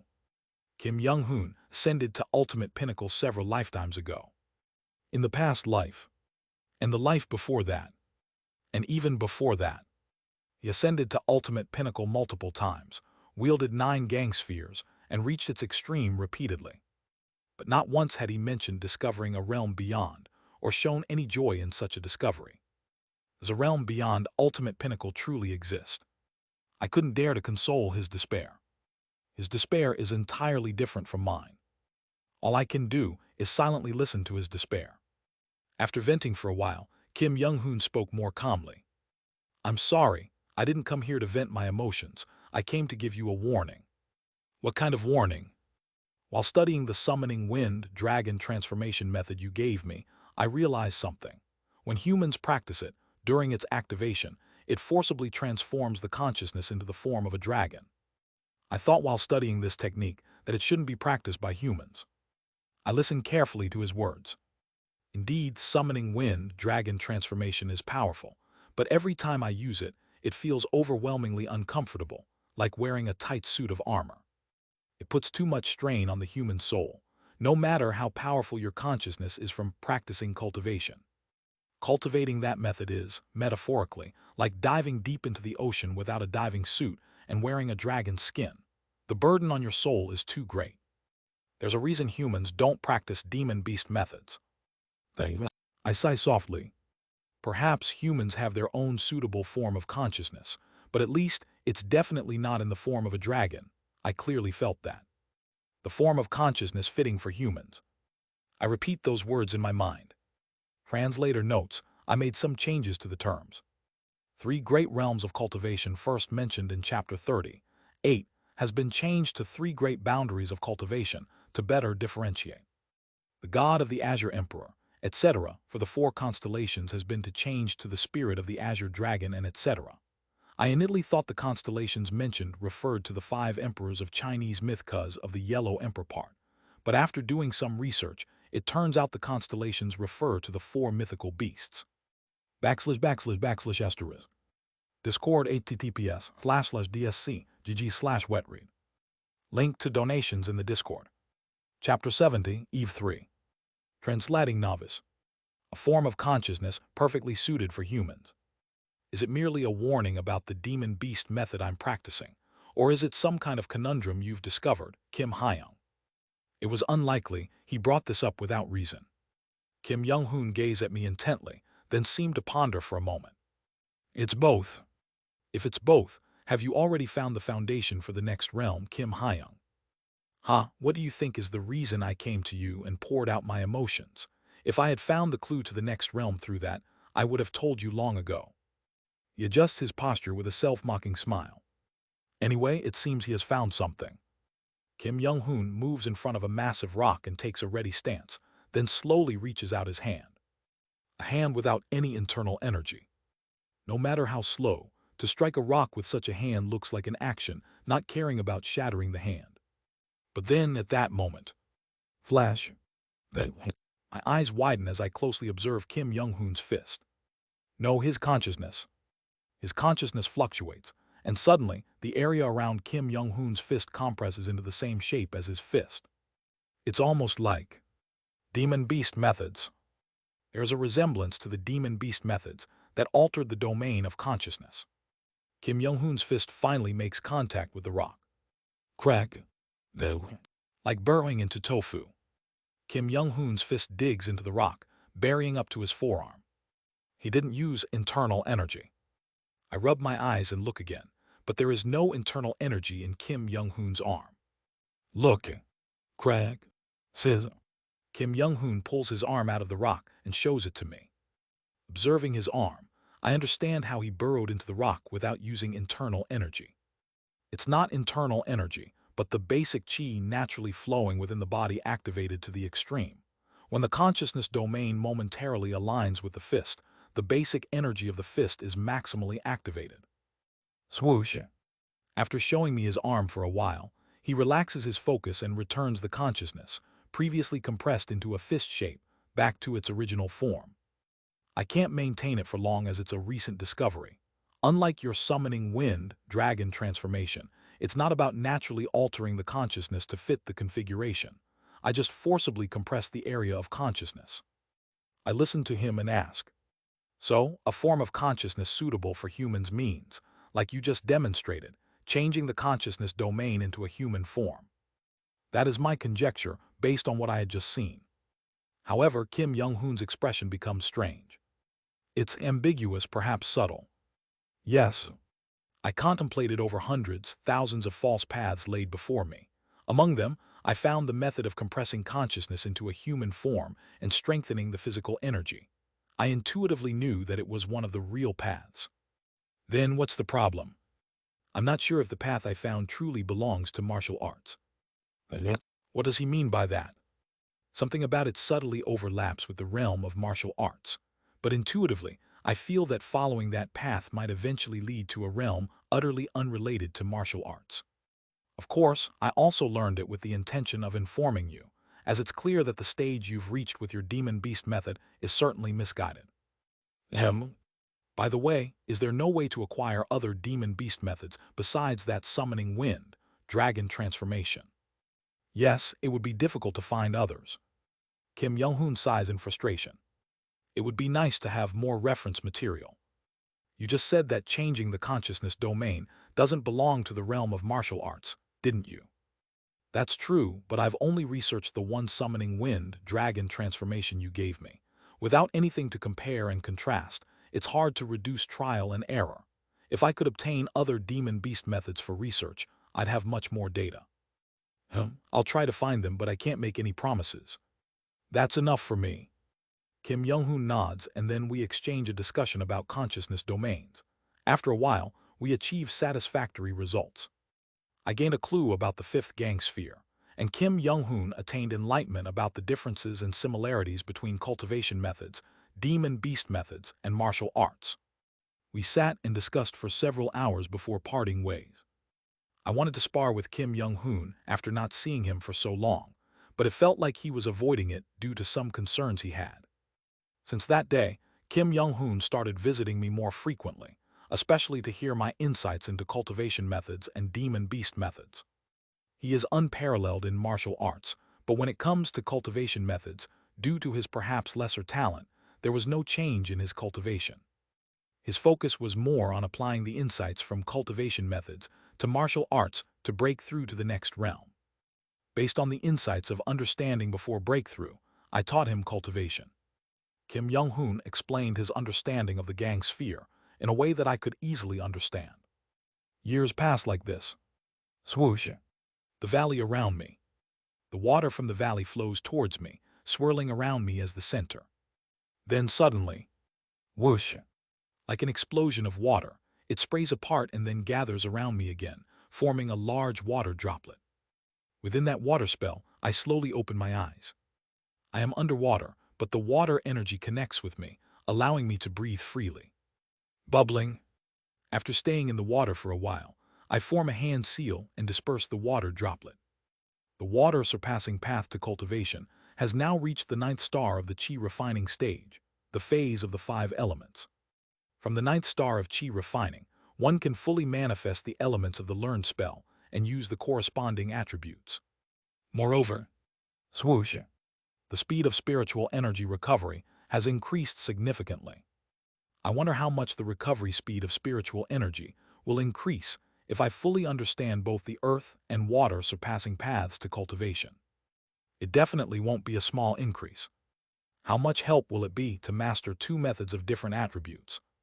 So far, aside from being able to attempt Qi building more frequently due to the faster recovery of spiritual energy, there are no other noticeable benefits. Once I fully understand the methods, I'll see. After all, in the water surpassing path, only the stages of 4 images, 3 talents, yin-yang unity, unified origin, and infinite spiritual cloud are left. But since I've already cleared the spiritual meridians with the earth surpassing path, all that's left is to accumulate more spiritual energy. While gathering my spiritual energy, it's time to think. Thud thud.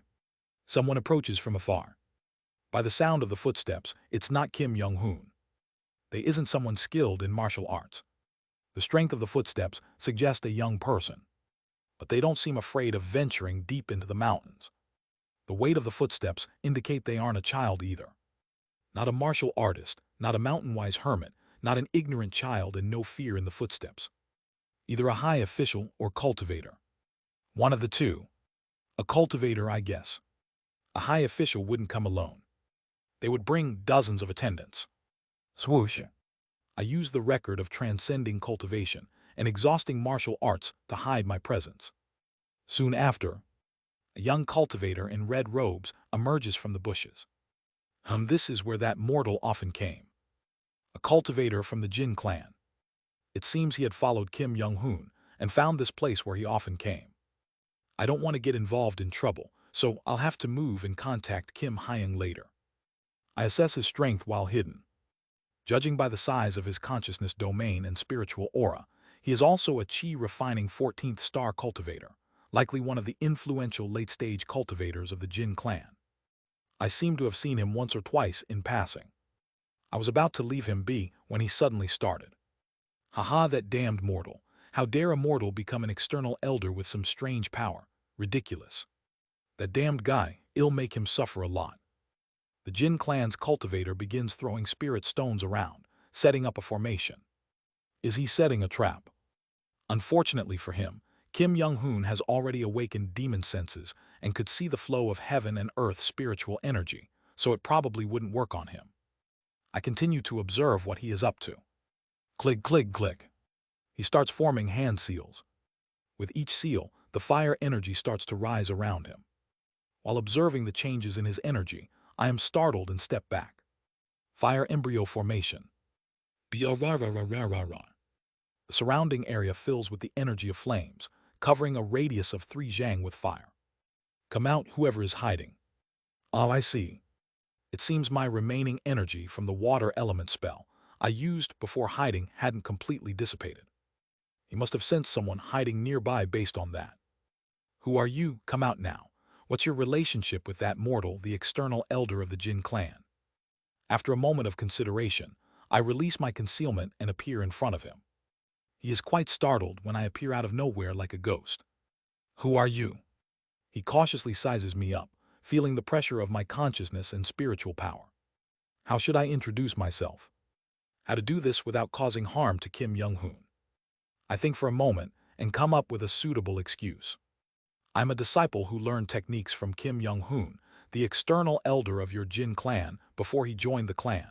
Recently, we have been exchanging insights. What are you trying to do here? HMPH, the place you are in now is the territory of my Jin clan. Have you received permission from my Jin clan to train here? Annoying, even though it's not really their territory. I decide not to provoke him unnecessarily. After all, the Jin clan recently usurped the imperial throne and established themselves in this area. There's no need to create a conflict with the Jin clan, especially now when they are already so arrogant. Especially if Kim Young-hoon is taking refuge with the Jin clan. I interrupt him and make a proposal. Since we've met here, how about a bet? If you win, I'll teach you this technique.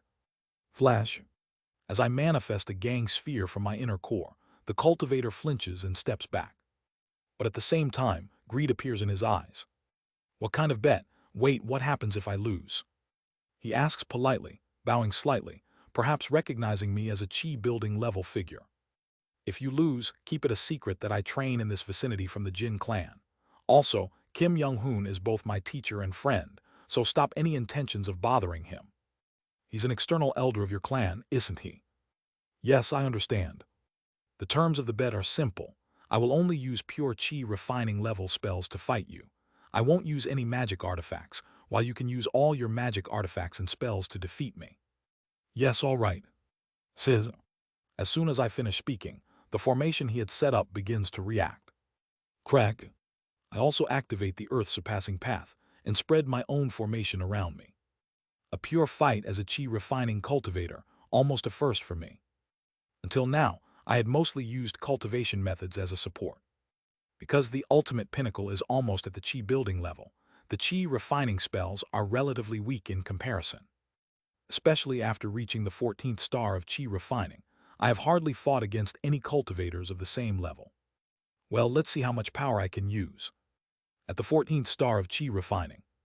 When reaching the infinite spiritual cloud realm, a spiritual cloud forms in the Danshin. Compressing this spiritual cloud into a spiritual star signifies successful chi building. But the spiritual cloud can also be accumulated and utilized in combat. Whoosh! Almost simultaneously, both of us breathe out. From his Danshin, a hot red spiritual cloud containing fire energy, and from mine, a heavy yellow-brown spiritual cloud containing earth energy, emerges. Clouds cover the surroundings. The hot red and yellow-brown clouds collide. Qang. Within the range of the clouds, the formations become more active, and several spells emerge above them. Heavenly Leader, Heavenly Gang, Heavenly Machine, Heavenly Leisure, Heavenly Bravery. Earth Strength, Earth Darkness, Earth Support, Earth Union. Earth and fire spells begin to condense in the clouds and collide wildly. Both of us are at a level where we can use spells with just incantation, omitting the hand seals and detailed chants. We clash using the 72 earthly Sha true words and the 36 heavenly gang method decrees. Amidst the collision of flames and clods of earth between the two clouds, a thunderous explosion resounds. Flame, explosion, brilliant. He begins to form hand seals and starts to condense his unique innate ability.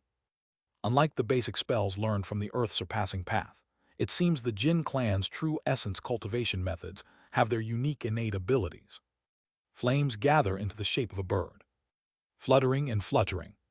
The fire-formed bird scatters sparks in all directions and then, like lightning, darts towards me. So fast. Judging by the structure of the spell, it's the type that will explode upon direct impact. Earth Prison. I quickly form hand seals to create a prison of earth, trapping the fire-formed bird inside. Boom! The bird explodes within the prison, but the prison is only slightly charred and not destroyed. How could? basic spells counter unique innate abilities. If you can draw out the true power of a spell, it's entirely possible. I continue to use spells while speaking calmly. One who has reached a realm through understanding before breakthrough can dominate others of the same level. Arg, you said I could use magic artifacts. Clang. The Jin clan cultivator pulls out a red magic artifact, emitting flames from his storage device. The feathers on the tool flutter in his formation, akin to blazing flames. 12 flame explosive birds.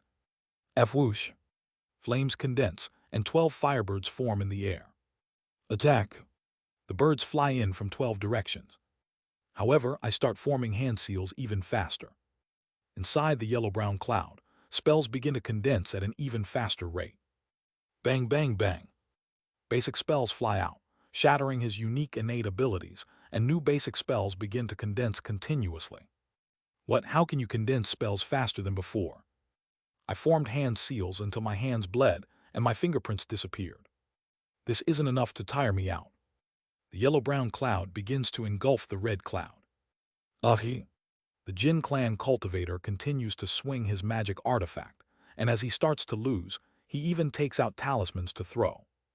I match him equally with only basic spells, without using any magic artifacts or unique innate abilities. If the battle drags on, my victory is assured due to my overflowing spiritual power, as I wasn't using any magic artifacts or powerful innate abilities. Realizing this, he begins to increase his spiritual power even more, opting for a short battle. Crack. He bites his finger, drawing blood. The red blood droplets rise into the air and soak into his magic artifact. Rumble. His magic artifact blazes even redder, emitting intense heat. Piercing heat, explosive brilliance. The heat breaks through limits, and a giant firebird flaps its wings like a phoenix. Not bad. Is this the strength of a typical grand perfection, chi refining cultivator? Thanks, now I know my own strength. What? I begin forming different hand seals than before. Heavenly explosion. Simultaneously, the water in the valley behind him begins to churn. Whoosh! A giant wave rises and engulfs him from behind. His formation, clouds, and entire array of innate spells are enveloped by the wave, and the moisture evaporates, spreading steam everywhere. A sudden sneak attack. It's an attack of the 9th star chi refining level, so it doesn't significantly affect his 14th star chi refining formation. However, his prepared spell is significantly weakened. I seize the opportunity, forming 16 hand seals in an instant. 16 spells condense and fly towards him. Boom, boom, boom. Splash. His formation and clouds are completely shattered, and the Jin clan cultivator is swept into the valleys, submerged underwater. Cough, huff. How did you? How did you reach the 14th star of chi refining and master another element method and even high-level chi refining techniques? How? I won the bet, so please keep my training here a secret as promised. The Jin clan cultivator, struggling in the valley, climbs onto a nearby rock and looks up at me incredulously.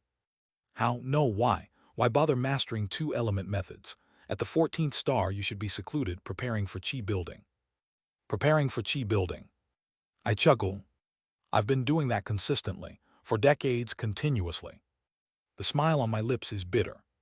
But I couldn't reach chi building, so I sought other methods by mastering different elements.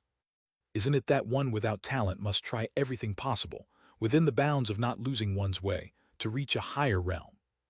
I'm actually thankful to this Jin clan cultivator.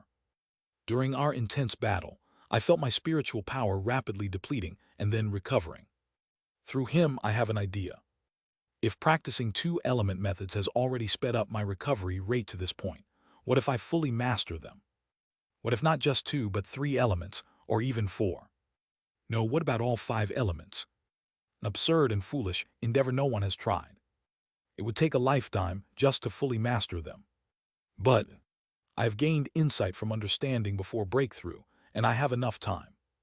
If I fully master all 5 elemental methods, how fast will my recovery rate become? Could I attempt chi building dozens of times a day with that recovery rate? The Jin clan cultivator, apologizing for daring to disturb me, swears on his clan's honor to keep today's events a secret and quickly flees into the distance. I've decided. For a dullard to reach a higher realm, they must put in many times the effort of a genius. So why not just put in that much effort? Even if I attain enlightenment in the morning and die in the evening, it's worth it. I will fully master the 5 surpassing paths to cultivation. This had been brewing in my mind, and after today's duel with the Jin clan cultivator, it burst forth. I am resolved to complete all 5 elements to reach chi building. // Discord https://dsc/gg/wetread. Link to donations in the Discord. Chapter 71, Eve 4. Translating Novice. Time passed. Before I knew it, the appointed day I had agreed upon with Seal Ran approached, and I half opened my eyes. Who? As I exhale, the spiritual cloud of the earth-surpassing path rises from my dantian. A yellow-brown cloud covers the surroundings. At the same time, SSSHHH, a jet-black cloud mixes with the yellow-brown, creating a dual-colored cloud swirling around me. Black and yellow clouds. The black cloud is the manifestation of the water and yin energy of the water-surpassing path to cultivation. Huff. Inhaling again, both clouds are drawn back into my nose and mouth. Water-surpassing path to cultivation. Chi refining 14th star infinite spiritual cloud achieved. Since I had already opened all spiritual meridians with the earth-surpassing path, there was no need to open additional meridians. I just needed to accumulate spiritual energy. Additionally, having insight into each stage through understanding before breakthrough, I only needed to consider the differences of the 5 elements and slowly open them. Of course, that too took a very long time. It seemed to be unavoidable due to my constitution. At this rate, I won't be able to master all 5 elemental methods in this lifetime. It seems it might even take the next life. Wooum! I open my eyes and summon a gang sphere from my inner core. The gang sphere splits into 5 and circles around me. Finally, 5 gang spheres. Although I had long ago learned to handle 5 gang spheres, stabilizing all 5 is a recent achievement. I wonder if I can handle 9 gang spheres like Kim Hyung in this lifetime. Grasping the clue to the next gang sphere and delving into it. Barely forming a new gang sphere. Stabilizing the newly formed gang sphere. By repeating this process over and over, I finally reached 5 gang spheres. But for Kim Young-hoon, it took at most a year, sometimes just months, to form 1 or 2 gang spheres. He went through all the processes I did and stabilized the gang spheres in that time. I'm still at this slow pace. I'm far from catching up to Kim Young-hoon. He struggled a lot and said ultimate pinnacle is the end of martial arts, the limit of humanity. But if it's him, he will surely pioneer a new realm. What comes after ultimate pinnacle? I'm very curious about it too. But I have no idea how long it will take me to reach that realm. Even reaching the limit of ultimate pinnacle with 9 gang spheres felt like a distant wall. Kim Hyung, I believe you will go further. I can't catch up to Kim Young-hoon. So I just wish him well for the future. I write a letter to Kim Young-hoon using a spell, and then start heading to the Black Wind Sea to meet Seo Ran. Whoosh! The waters of the Black Wind Sea are calmer and clearer than ever. Especially as I approach Seo Ran's abode, the sea becomes even more tranquil and serene, giving a clear feeling. At the same time, I'm astounded by the dense spiritual energy emanating from Seo Ran's abode. Such power! It feels like enough power to shatter an entire island. If this is the power accumulated over 10 years in the late Chi building stage. Splash! I dive into the water and swim towards Seo Ran's abode. Thanks to mastering the water-surpassing path, moving through water felt much easier. I soon see a golden aura blooming below. Golden energy envelops Seo Ran's entire cave. Beautiful! It looks almost divine, leaving me speechless for a moment. Without the water-surpassing path, I would have likely drowned. I enter Seo Ran's abode. Splash! Entering his chamber, I am greeted by a world of golden light. At the center of that radiance, there is Seo Ran's bell, with Seo Ran infusing energy into it. Flash! Noticing my entrance, Seo Ran stopped infusing energy and swallows the bell. The golden light immediately disappears. Have you arrived? Yes, Seo Hyung, that power is truly immense. Immense indeed. Seo Ran says with a self-mocking smile. We might be able to drive away trivial spirits, but we'll have to fight inside the nether crossing ship, the stronghold of that being. Against a core formation-level ghost, No matter how much power we accumulate in the Dharma treasure, there's nothing we can do but temporarily immobilize it. Seo Ran speaks with determination etched on his face. But I must obtain what lies within. Don't worry, though. I have a technique that allows at least one of us to escape. Seo Hyung, what are you talking about? If we decide to do this together, we should leave together as well. Seo Ran looks at me with a complex expression. His intent is too convoluted to read. It seems he's feeling complicated, but why is he showing such subtle emotions to me? If his emotions are clear, I might understand his intentions. Well, whether it's goodwill or something else. Thinking of repaying the Dragon King's favor, I decide to stay with him to the end. Right, you're correct. If we're together, we should leave together. Seo Ran agrees with a small nod and heads for the entrance of his cave. Let's go then. Like before, Seo Ran and I headed towards the Black Ghost Valley, where the barrier is located. Unlike before, I didn't ride on his neck but cast a water element spell to float and move quickly over the water. You've even mastered a water element method in the meantime. You're incredibly talented. Haha, no, I've just devoted a lot of time to it. Whoosh. Soon, we enter the stormy sea area, and from afar, we can discern the location of the barrier through the distortion of spiritual energy. Now, ride on my neck again. Yes. Whoosh. As I cling to his neck, Seo Ran soars again, passing through the barrier. Once more, a misty sea fog surrounds us. The familiar sounds of the scattered ghosts reach our ears. This time, Seo Ran exerts his power from the start. Flash. Golden light begins to shine from within him. The Dharma treasure he stored inside him emits a weak but penetrating force. Flash. No. I know that light, I know that light. The ghosts scream and flee in all directions, and a massive path opens in the direction we are heading. Whoosh! We completely break through the second barrier. Once again, we enter the area where the Nether crossing ship is located. It's the same as before. The Nether crossing ship looks exactly the same as when we left last time. Still a sinister, black-colored, broken-down ship. Seo Ran and I cautiously approach the ship. There is no reaction. There is still no response from the Nether crossing ship as we climb on board. It's quiet. Seo Ran speaks without relaxing his guard. Ghosts often fall into a deep sleep to conserve their energy, clinging to their grudges, ghostly energy, or certain objects instead of going to the underworld. Perhaps the soul fragment of that heavenly being ghost has fallen asleep. We hesitate for a moment, then enter the interior of the Nether crossing ship. The interior is still dark and massive. There's still no response. We'll have to hope there's no response even as we go down to that level again. Seo Ran brings a slight current with him that lifts his body, allowing him to swim as if gliding inside the Nether crossing ship. Thanks to this, his footsteps make no sound at all. Using a walking technique, I completely silence my footsteps and follow him. Since we had already investigated the upper levels of the ship last time, today we only needed to go down to the lower levels. We quietly head to the lower levels of the Nether crossing ship, the level we had entered last time. The ghostly energy is still surging as it had been before. After exchanging glances, we enter the lower level of the Nether crossing ship. We communicate silently with gestures and started moving. That's when it happened. Whoosh! A gust of ghostly wind blows, completely sealing the exit of the level we had descended to with ghostly energy. I've been awake since you set foot on the Nether crossing ship. I'm currently enduring the pull of the underworld by relying on the ship's ghostly and yin energy. If anything happens to the ship, I can tell immediately. The voice laced with ghostly energy echoes from all directions. I knew you would come back, you fools. And you, the bastard child, I pondered why you came to the Nether crossing ship, and eventually I found the reason. Tinkle.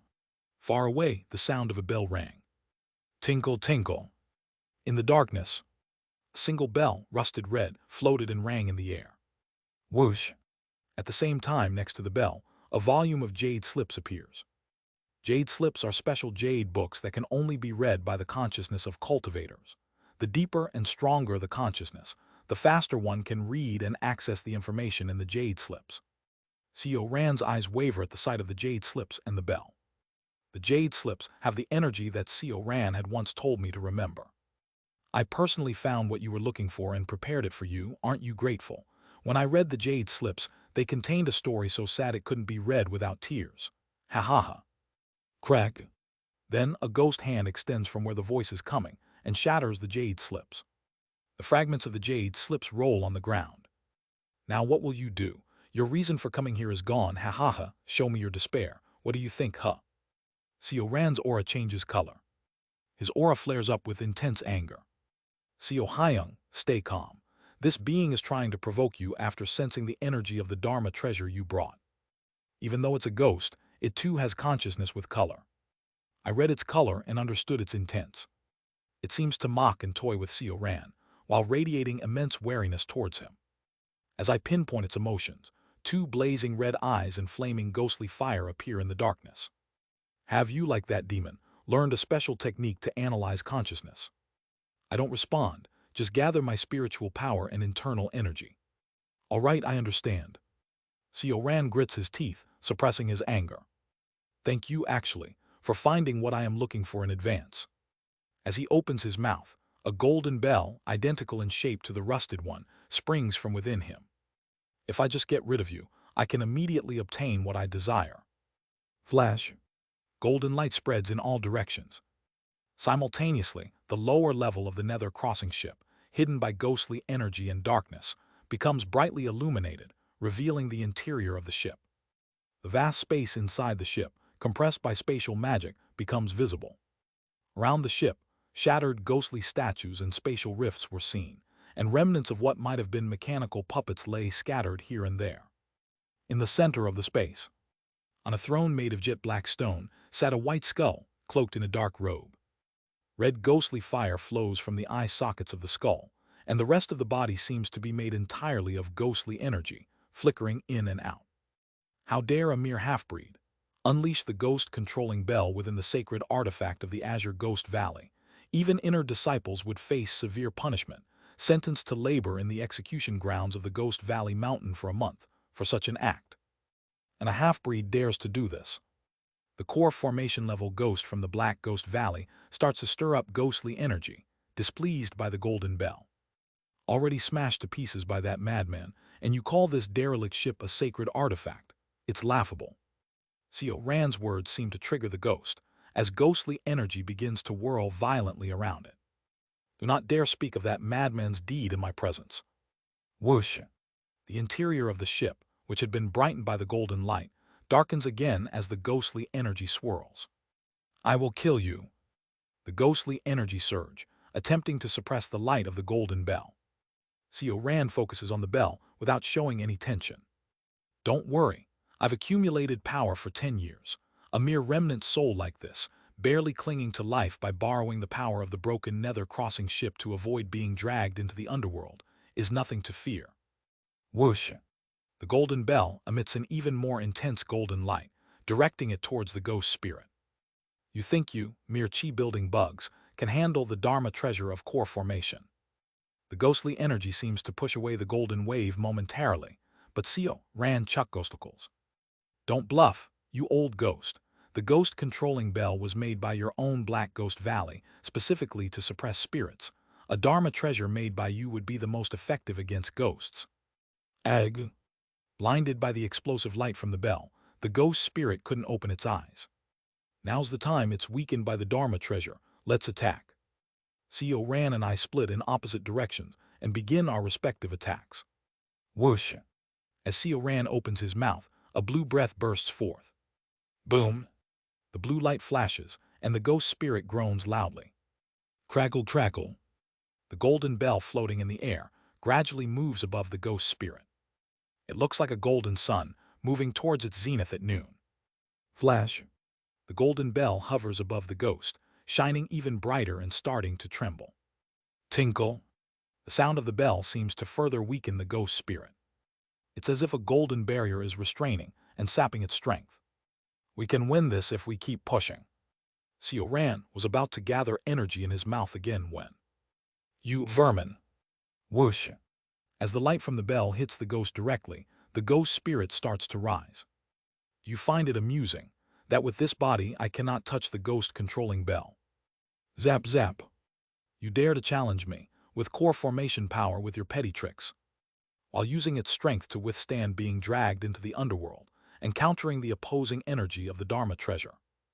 The ghost conjures up black ghostly clouds, spreading and dyeing the surroundings dark. Give up on your futile dreams. Boom! Black ghost claws burst from the clouds, sweeping towards Ran and me. We narrowly dodged the claws. So fast. Due to their lack of physical form, the claws move with frightening speed. Bang boom! Black ghostly energy swirls around. Wriggle, wriggle. Black tentacles flow out of the dark clouds. Gangchi. Or rather, it must be something like pure spiritual force. Thousands of them extend, forming ghost hands and begin to attack us. Accelerate 6 times. Everything around me slows as my movements speed up. I kick through the air, dodging all the ghost hands. Is it time to attack? Whoosh, whoosh, whoosh. Boom! I spin 3 times in the air, unleashing a sword gang that collides with one of the ghost hands. It's tingling. My sword gang significantly weakened the ghost hand, but didn't penetrate it. Siu Hyung, prepare for a powerful strike. I form a hand seal and begin to cast spells. Dual-colored spiritual clouds burst forth, and several spells form within them. I detach a gang sphere from within me, then cover it with gang chi, connecting it with the sphere. I can't divide the gang sphere further. The ghost hands, and especially the claws, are just too fast. Siu Ran, with his tough scales, survived several hits, but I would undoubtedly be split in 2 if hit once. Using Severing Mountain Swordsmanship, 23rd move, Endless Mountains Beyond Mountains. I adopt the Transcending Peaks stance, and with the gang chi further connected to the gang sphere, swing. Queuing. The ghost hands that collide with the gang sphere shatter.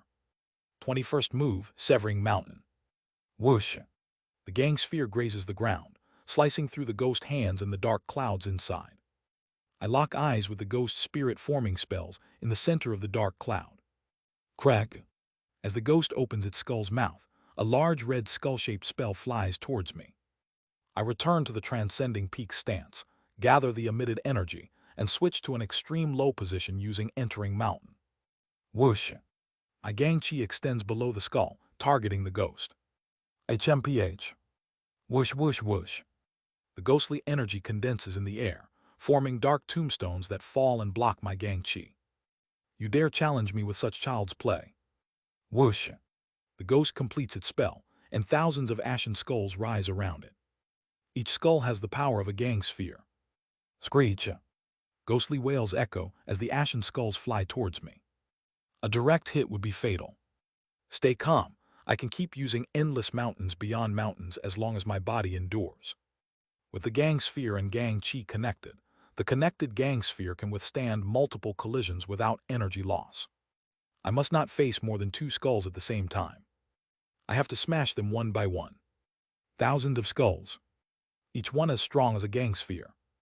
Moreover, the ghost spirit is forming another set of hand seals in the back. It looks like he's preparing to cast another powerful spell. I'll have to smash all the skulls one by one before he completes his spell. It's just that simple. 3 skulls in front, 16 above, and 22 below opens their mouths. While maintaining Endless Mountains Beyond Mountains, I use Record of Transcending Cultivation and Exhausting Martial Arts to momentarily cut off perception and disappear in front of the skulls. In the momentary gap when the skulls hesitate, I destroy 3 skulls in front and 1 each above and below using the techniques of Ascending Vein, Entering Mountain, Cliff Edge, Dragon Vein, and Flowing Ridge. My inner core is helping the flow. With the aid of my inner core, the strain of maintaining Endless Mountains Beyond Mountains is not as burdensome as before. I think I can last much longer. The sword moves of Transcending Peaks, Joy of Mountains and Peaks, and Mountain and Valley transformation naturally flow together, striking each skull one by one. Although it looks like dozens of sword gang are swirling, in reality, I am shattering each skull in the world of an instant. Transcending Peaks, Mountain and Valley transformation. Mountain echoes, Valley responds. Flowing Ridge, Entering Mountain, Cliff Edge, Ascending Vein, Dragon Vein, 72 lights emerging peak. Dozens of moves naturally connect, forming a single flow. This flow contains tremendous power. 21st move, Heavenly Lake. Like a lake containing the heaves in its waters, My gang sphere encompasses this massive flow. Power many times greater than that of a single gang sphere converges. Originally, the ultimate move of Severing Mountain swordsmanship, Severing Mountain, creates massive energy to store in the sword and concentrates the power to a single point to use a powerful technique beyond its usual strength. However, having reached ultimate pinnacle, I learned to reverse the flow of Severing Mountain. Instead of concentrating on one point, I scatter the accumulated power in all directions. Severing Mountain swordsmanship, ultimate move, Severing Mountain. The massive power stored in the gang sphere shoots out in all directions, striking the skulls directly. Hundreds of skulls shatter all at once. Ignoring their ghostly wails, I return to the stance of transcending peaks, forcibly maintaining endless mountains beyond mountains, resisting the escaping energy. The gang sphere is slightly damaged. Despite maintaining endless mountains beyond mountains, I had just shattered nearly 1,000 attacks of the same level. It's impossible for there to be no damage. I grip my gang chi and stir up my spiritual power. Clouds of yellow and black gather around me. The dual-colored clouds begin to spin around me. Simultaneously, spells of earth and water shoot out from within the clouds at an astonishing speed. Each is significantly weaker than a skull, but by shooting dozens of spells per skull, they dampen their momentum, and I shatter the weakened skulls with my gang sphere. I repeat this process on several more skulls. The ghost spirit watches Seo Yunhyan, who is raging like a thundering beast, forming hand seals. It's foolish. I don't know how a chi-refining cultivator can use an attack of the chi-building level, but even chi-building cultivators cannot stand against me. Yet he dares to buy time in front of me. The ghost spirit already completed the next series of spells. Seo Yunhyan is still dealing with the skulls he had released before. His gaze shifts to Seo Ran, who is gathering energy at the corner of his mouth. Although the breath of the Sea Dragon tribe is fearsome, to hurt a core formation ghost like me, you'll need to gather much more energy. The ghost spirit completes a new set of hand seals. Dark ghostly energy converges, spewing out a swarm of ghostly insects. The insects, screaming ghostly, fly towards Seo Ran. They resemble a black cloud charging towards him. That's when it happened. Wait a moment. The ghost spirit's gaze turns to Seo Yunhyan. Was he always that fast? Seo Yunhyan, who had been shattering the skulls at a speed comparable to the flying escape technique of a core formation cultivator, began to move even faster. What? And then, Kwang! There is a flash of light, and the skulls around Seo Yunhyan all shatter. The ghost spirit failed to properly perceive and missed the scene. I'm resisting the pull of the netherworld and resisting the ghost-controlling bell, but to miss that with my consciousness. In an instant, Seo Yunhyan's figure disappears and appears again in front of Seo Ran, who is facing the swarm of ghostly insects. Each individual insect is much weaker than the skulls he had just resisted, but there are 100 times more of them. Each insect could match a spell unleashed with pure spiritual force. Surely he would be torn apart and killed by the swarm of insects. However, Quang Quang Quang Quang. Seo Yunhyan emits sword gang from one hand and begins to dance with it. His sword gang collides with the insects and annihilates them. Hahaha, no matter how fast you are, you can't possibly. Then dual-colored clouds begin to spin around Seo Yunhyan. Clouds of black and yellow. From within the clouds, thousands of basic spells shoot out in all directions. The basic spells are slightly weaker than the insects, but manage to weaken them significantly, and Seo Yunhyan's sword gang sweeps past the weakened insects. He continuously shatters one insect after another. At some point, Seo Yunhyan's movements become even faster, transforming into a storm of light. This is madness. The ghost spirit drops its jaw in disbelief as it watches Seo Yunhyan. He has completely wiped out the swarm of thousands of ghostly insects. You monster-like creature, now I see that you are stronger than the half-dragon. How could you, a mere chi-refining bug, do such a thing? What kind of monster are you? What kind of monster, I ask? The ghost spirit roars, and Seo Yunhyan, returning to his original stance, looks at it calmly with a faint smile on his lips. Wung! Around him, orbs of light, gang spheres, begin to emerge. There are 6 spheres. Indeed, a warrior grows by transcending the boundary of life and death. Poof!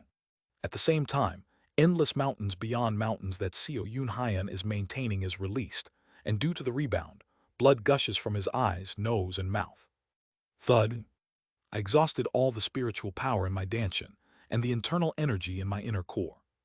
I feel like I could die at any moment. Gasping for breath, I move the 6 gang spheres I have successfully split. Flash. 6 attacks fly, but the ghost spirit waves his hand, and my gang spheres collapse. At best, they are strikes at the level of a chi-building cultivator. They wouldn't significantly harm him. But, Seo Hyung, I've bought you some time. If it's not a human attack but a dragon's attack, it might be different. Seo Ran's eyes sparkle as he gathers blue energy at the corner of his mouth. Seo Ran opens his jaws. A flash of blue shoots out. Translator notes, extra chapter coming soon. / *********. Discord https://dsc.gg/wetread. Link to donations in the Discord. Chapter 72, Eve 5. Translating novice. A blue flash engulfs the interior of the battleship. For a moment, even the golden radiance emanating from the Dharma treasure is overshadowed by Seo Ran's breath. All around, everything is steeped in a blue light. A terrifying explosion resonates, scattering clouds of dust. With my dwindling spiritual power, I protect my ears and assess the situation. And then, I am able to see the blood-red domain of consciousness. He hasn't fallen yet. As the dust cloud clears, the state of the ghost spirit becomes visible to the naked eye. The ghost spirit's long robe is completely tattered, and its fluctuating ghostly form is more unstable than ever.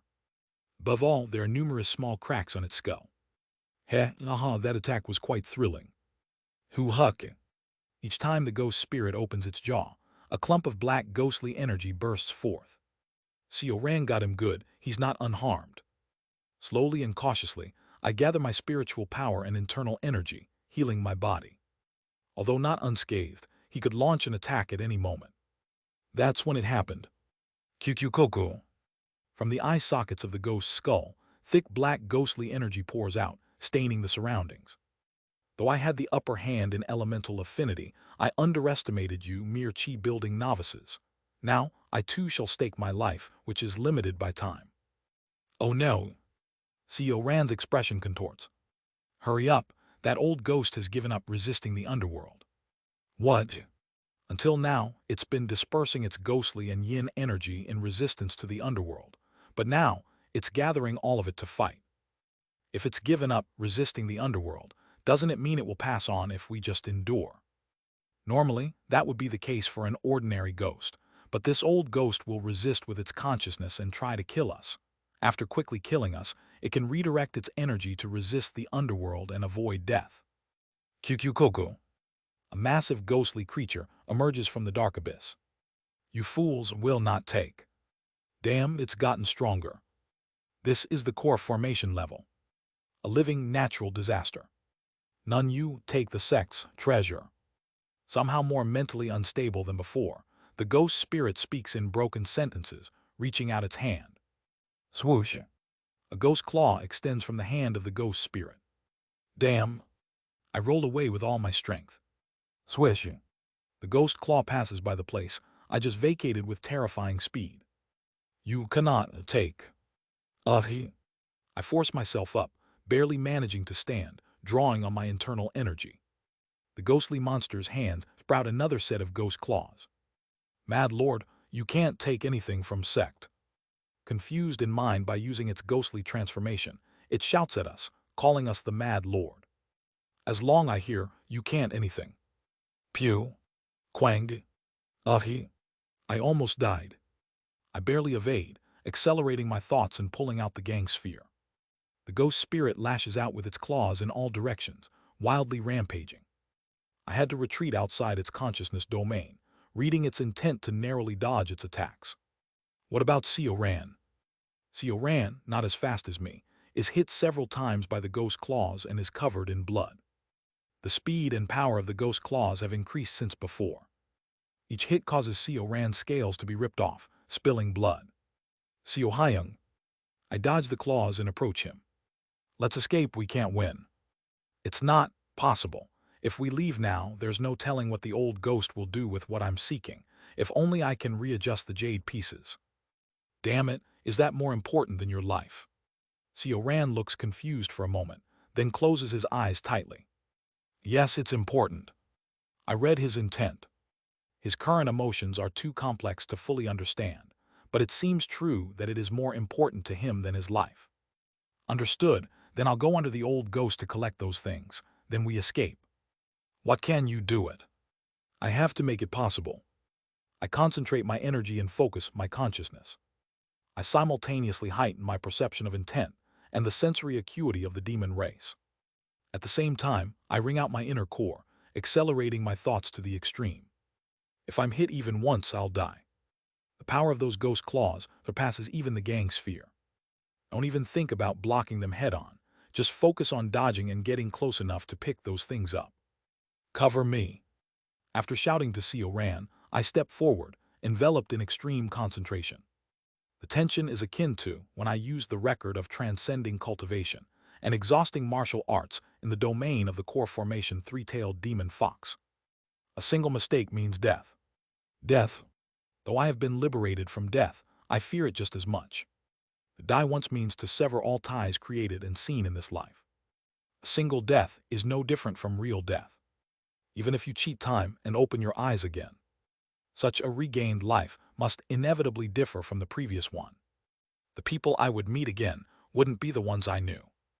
I execute Mountain Lord soaring flight. Combining Mountain Lord martial arts and transcending peaks, step into a single body movement technique. The overall flow of Mountain Lord soaring flight resembles a tiger, moving lightly and nimbly like a great tiger leaping over mountains. Dodging a hunter's arrow like a tiger, I dodge the ghost claws and gradually approach. The remaining distance to the Bell and Jade pieces Ran wants is about 20 zhang. It's definitely possible. The ghost spirit, seemingly out of its mind, is indiscriminately hurling ghost claws, rendering the record of transcending cultivation and exhausting martial arts useless. However, it's easier to read the flow of intent. I see it. The flow of intent, the flow of yin and yang. It is all visible to my eyes. Accelerating my thoughts, I evade the ghost spirit's attacks. I moved 5 zhang. 15 zhang to go. As I approach the ghost spirit, the aura of the ghost claws, even without touching me, seemed to slice through my body. I am clearly dodging, yet still getting cut. It's not deep. I can endure it. Of course, enduring doesn't mean it's easy. Stepping into a storm and not getting hit by a single raindrop would be easier than this. I need to be faster. The deeper I go, the more frequently the ghost claws scatter.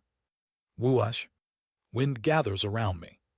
My consciousness transforms into the form of a dragon, lightening my body. Summoning wind, dragon transformation. Bang! My inner core vibrates as if it would shatter, but I squeeze out more internal energy and quicken my pace. Like a dragon and tiger, I dodge the ghost claws, closing another 10 zhang. Only 5 zhang left. About 15 steps. 3 ghost claws swoosh towards me. Inside the ghost spirit's consciousness domain, I can't read intent. I can only predict by reading the yin and yang flow with the demon's senses. Swoosh! I hastily duck, and ghost claws pass over my back. I dodge 3 ghost claws and move 3 steps forward. 12 steps to go. 8 ghost claws wildly lash out. I twist my body to dodge 3, duck to avoid another 3. But the 2 crisscrossing ghost claws are hard to dodge. That's when it happened. Boom! A blue flash burst forth, shattering the ghost claws. It's Ran's support. Outside the ghost spirit's domain, Ran is bleeding while exuding complicated intent. On his forepaw is an unfamiliar dark-colored bead. It seems to be a separate Dharma treasure he had brought. However, Ran's intent looks darkened overall while holding the dark bead. What's his state of mind? No focus. Trust Ran. He'll back me up. I walk 7 steps. Only 5 steps left. Until now, it was hard to interfere because of the ghost claws. But at this distance, whoosh! I project my intent, manipulating the jade pieces and bells with the principle of sword control, making them float up. Swoosh! The bells and jade pieces fly into my arms. I've got them. Now just to get out. As I refocus on returning by using Mountain Lord's soaring flight, something happens. Wobble. My legs give way.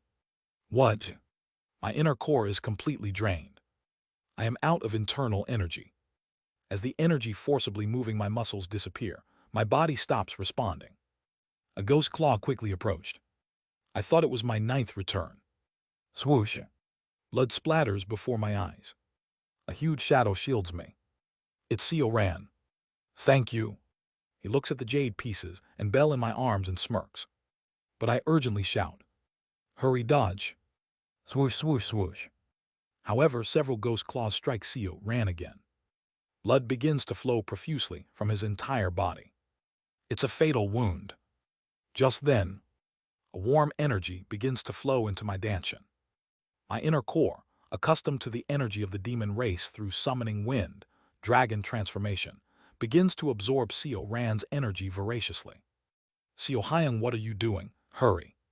According to fate, feed on my blood and unleash your power. Ghost controlling bell. Boom.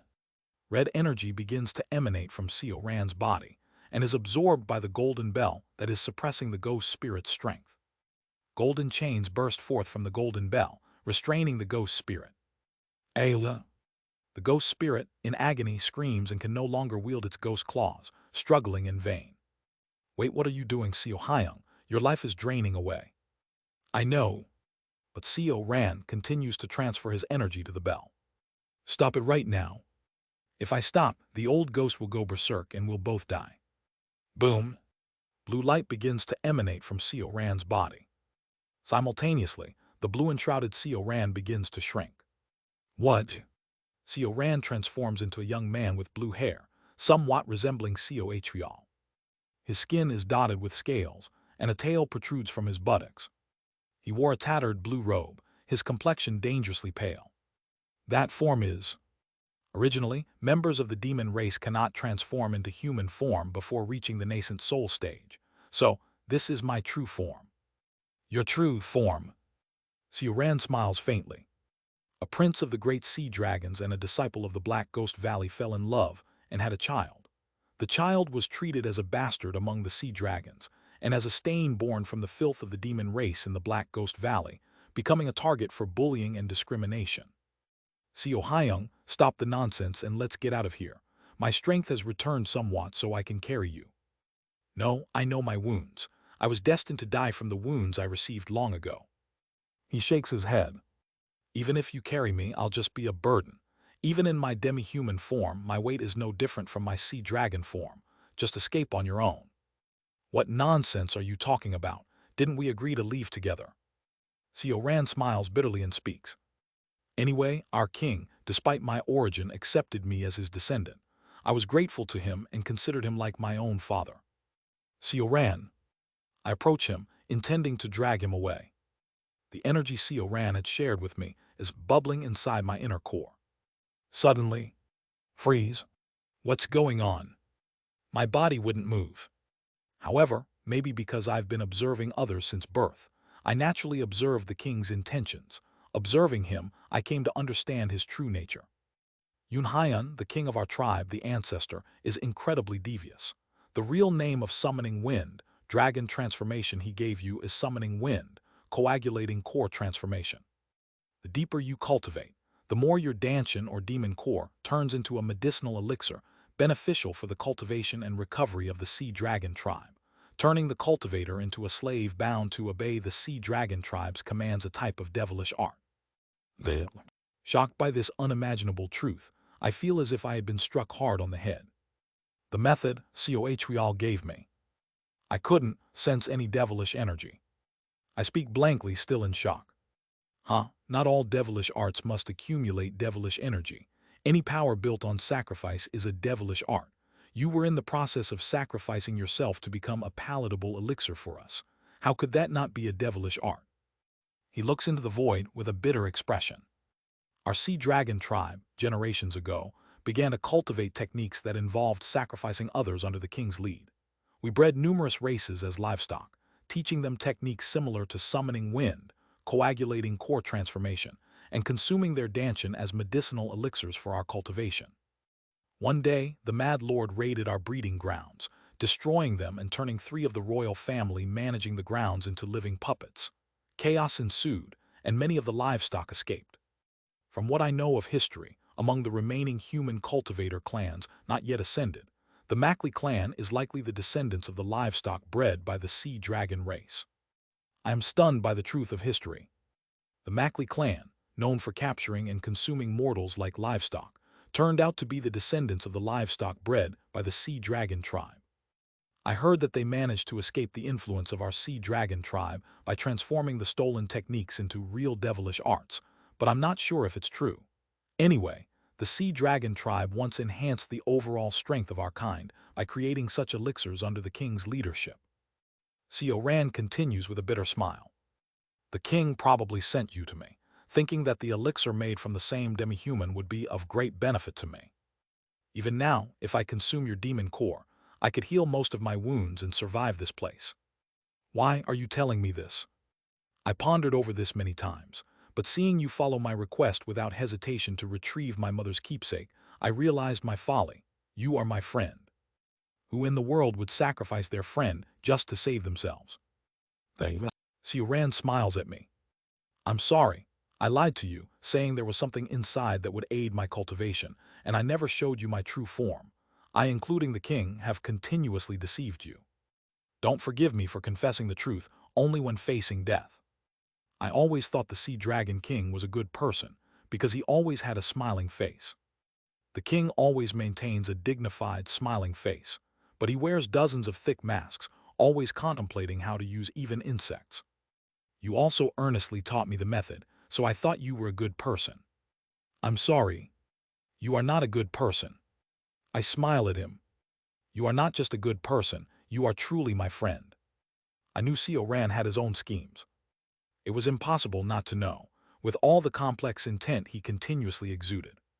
But in the end, he chose our friendship over his schemes. Then I must respond to this loyalty with loyalty.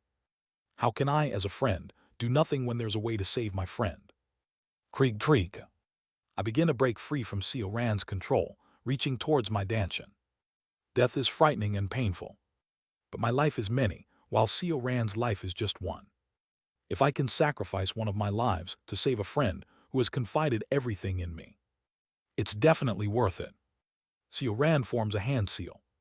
No. Crack. The energy Seo Ran gave me spreads throughout my body, completely controlling my movements. Do you think I would be happy if I survived that way? I knew I was meant to die here. He took out a small bead. It's the dark bead he had been gazing at earlier. The king ordered me to find my mother's keepsake and completely destroy the Nether crossing ship using this Dharma treasure. It was supposed to counteract all the spatial techniques of the ship and destroy it, releasing the countless ghost souls trapped inside, including those of our sea dragon tribe. But as I prepared to activate the treasure today, I realized it would certainly kill me. The king probably wanted to get rid of me, a blemish of the tribe, with this opportunity. Tears streamed down Seo Ran's face, yet he continues to smile. Only now do I truly understand how cruel and cunning you are, Seo Atrial. Yun Hyan, I will die along with my mother's keepsake, so please, you must live. Seo Hyung, must you really carry out Seo Atrial's mission? I've lived clinging to the king's mercy all this time. Now that I know even that mercy was a facade, I no longer wish to live. Boom! He throws a blue bead into my arms, using a technique to force it inside. It's hardly a reward, but here's the key to the secret vault in my quarters. Everything in my quarters is now yours. Seo Hyung. Farewell, my friend. As he finishes speaking, my body involuntarily activates summoning wind, dragon transformation. Wind envelops me, and I am forcibly lifted outside. Seo Ran manipulated Yun Hyun's summoning wind, coagulating core transformation to forcibly expel him, while feeling his vitality escape. The ghost-controlling bell is draining his vitality, and he is bleeding profusely from the ghost claw's fatal wounds. Grandfather Seo Atrial, I won't become like you. He had followed Seo Atrial. Even when he knew that Seo Atrial, his distant ancestor and king of the Sea Dragon tribe, stirred discord among many races with his cunning strategies and cruel acts. When Seo Ran's talents didn't meet Seo Atrial's standards, he was decisively left behind without hesitation. Even so, when Seo Atrial told him about his mother's keepsake and the mission to completely destroy the Nether crossing ship and free the souls of the Sea Dragon warriors trapped within, Seo Ran followed and respected him. But now he realized the truth regarding Coatrial. Coatrial is either heartless or a being whose heart had been long destroyed. Rather than living by devouring my friend, I choose to die here. Perhaps you, Coatrial, even calculated this outcome. Memories of Coatrial's attitudes and his many heinous acts done behind a gentle mask haunt Ran. I was neither of the sea dragon tribe nor human. He had no one. Ran slowly pieces together the jade pieces that surely belonged to his mother. Click, click. Simultaneously, he begins to activate the breaking space pearl. As I'm going to die anyway, I'll complete your mission as my last act of respect for you. The dark bead starts to tremble and shine. Ran's life force is fading.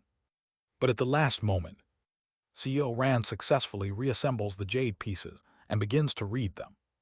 Wooum! The breaking space pearl radiates shining light. The ghost-controlling bell, which has been consuming Ran's life force and holding the ghost spirit at bay, loses its power, and dark ghost claws target Ran. In his final moments, Ran reads the jade pieces, tears streaming down his face. So it is. As space collapses, numerous black storms envelop Ran. His father had died immediately after his birth, and he had been separated from his mother all his life. The only one who had ever treated him with a smile was Coatrial. But today, he realized even Coatrial was not his family. His life had been manipulated from beginning to end. Yet reading the jade pieces, Ran cries and smiles. I had a family after all. With a burst of white brilliance, Ran endlessly reads the contents of the jade pieces as he perishes. Mother's father. Ran. I cry out for Ran, flying back towards the nether crossing ship. But in an instant, light explodes from the ship, and numerous spatial storms erupt.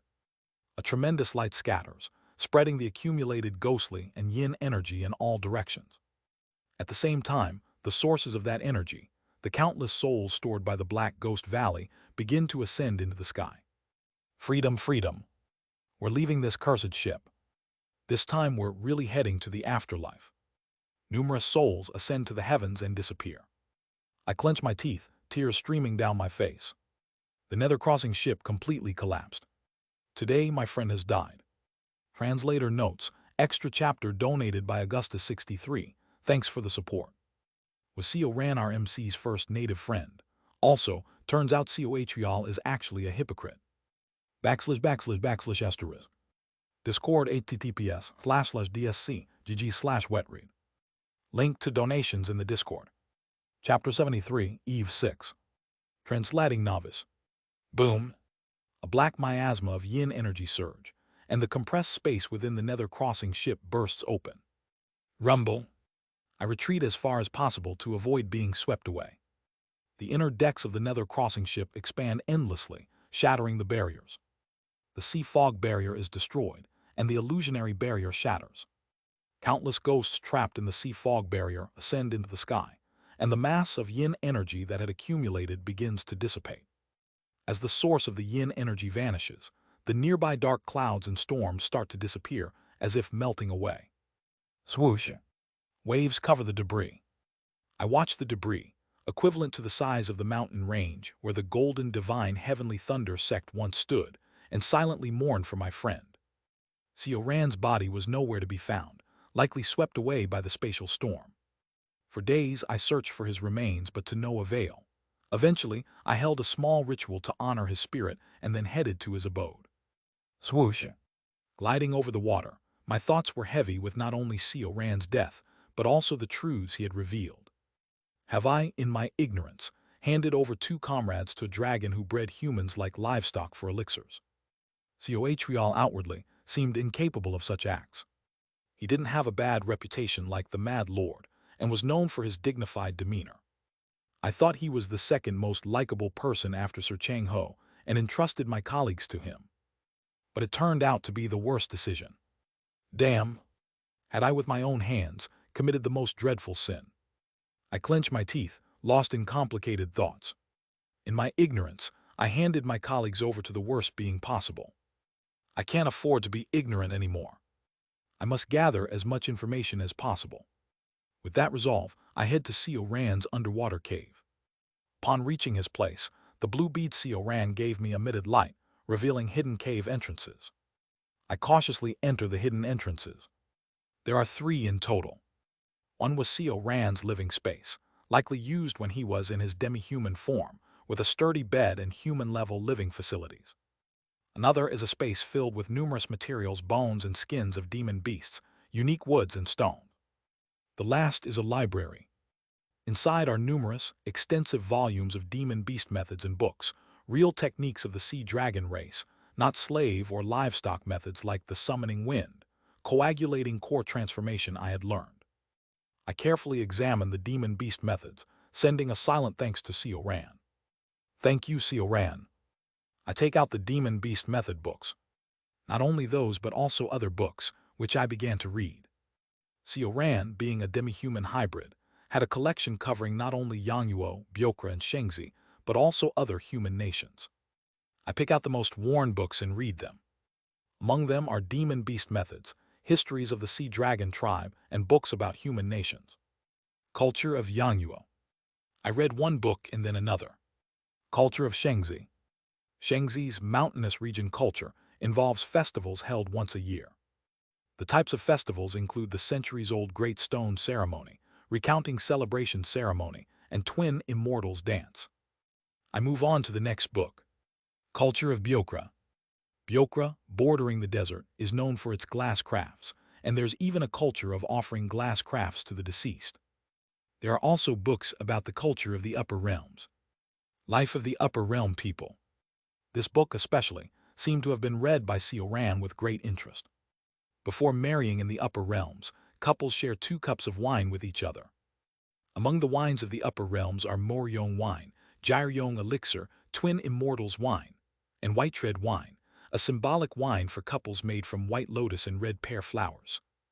I read on about the various aspects of the upper realms culture.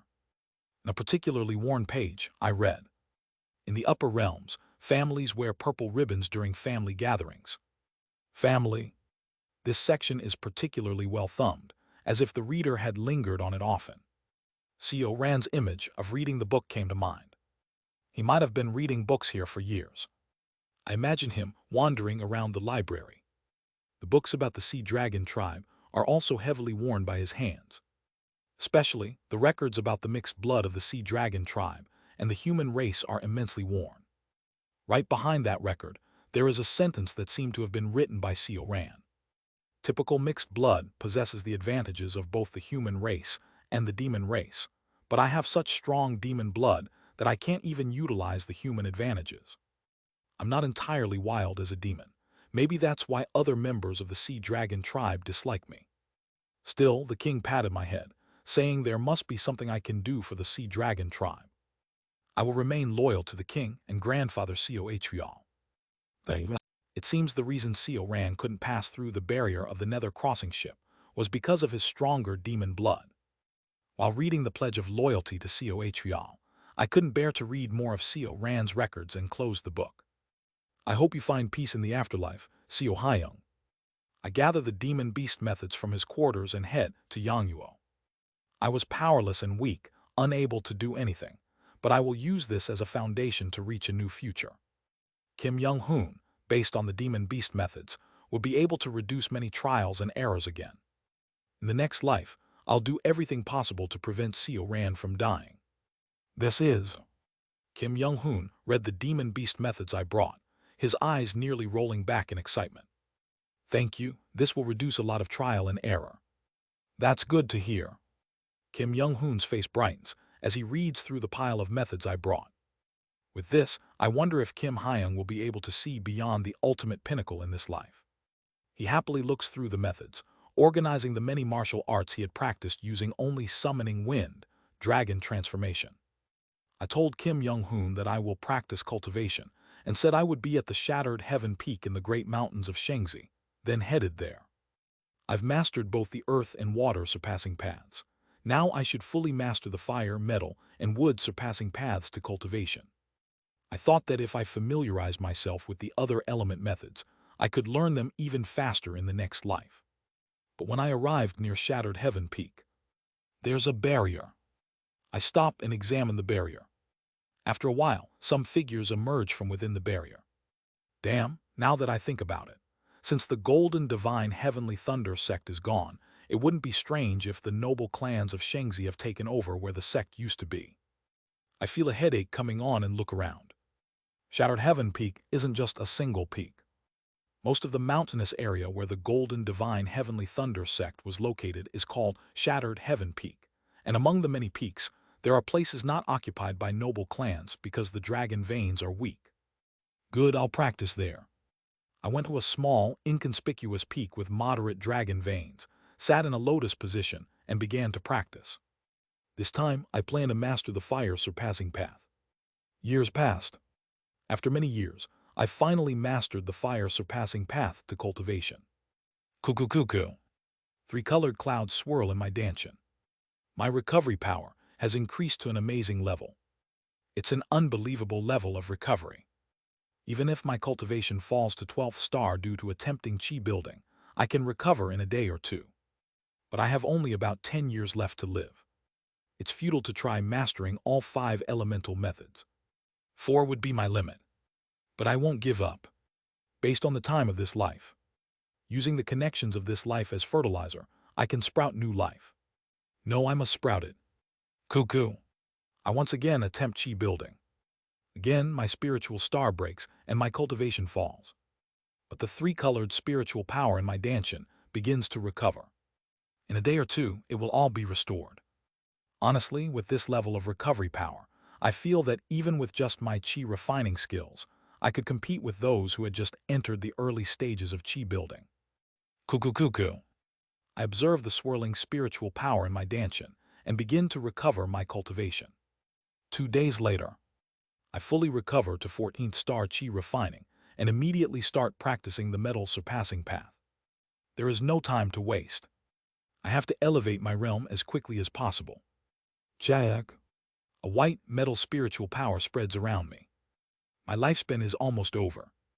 I have just reached the 9th star in the metal surpassing path, and within my dantian, 4 colors of spiritual power are swirling. Yellow earth energy, black water energy, red fire energy, and white metal energy.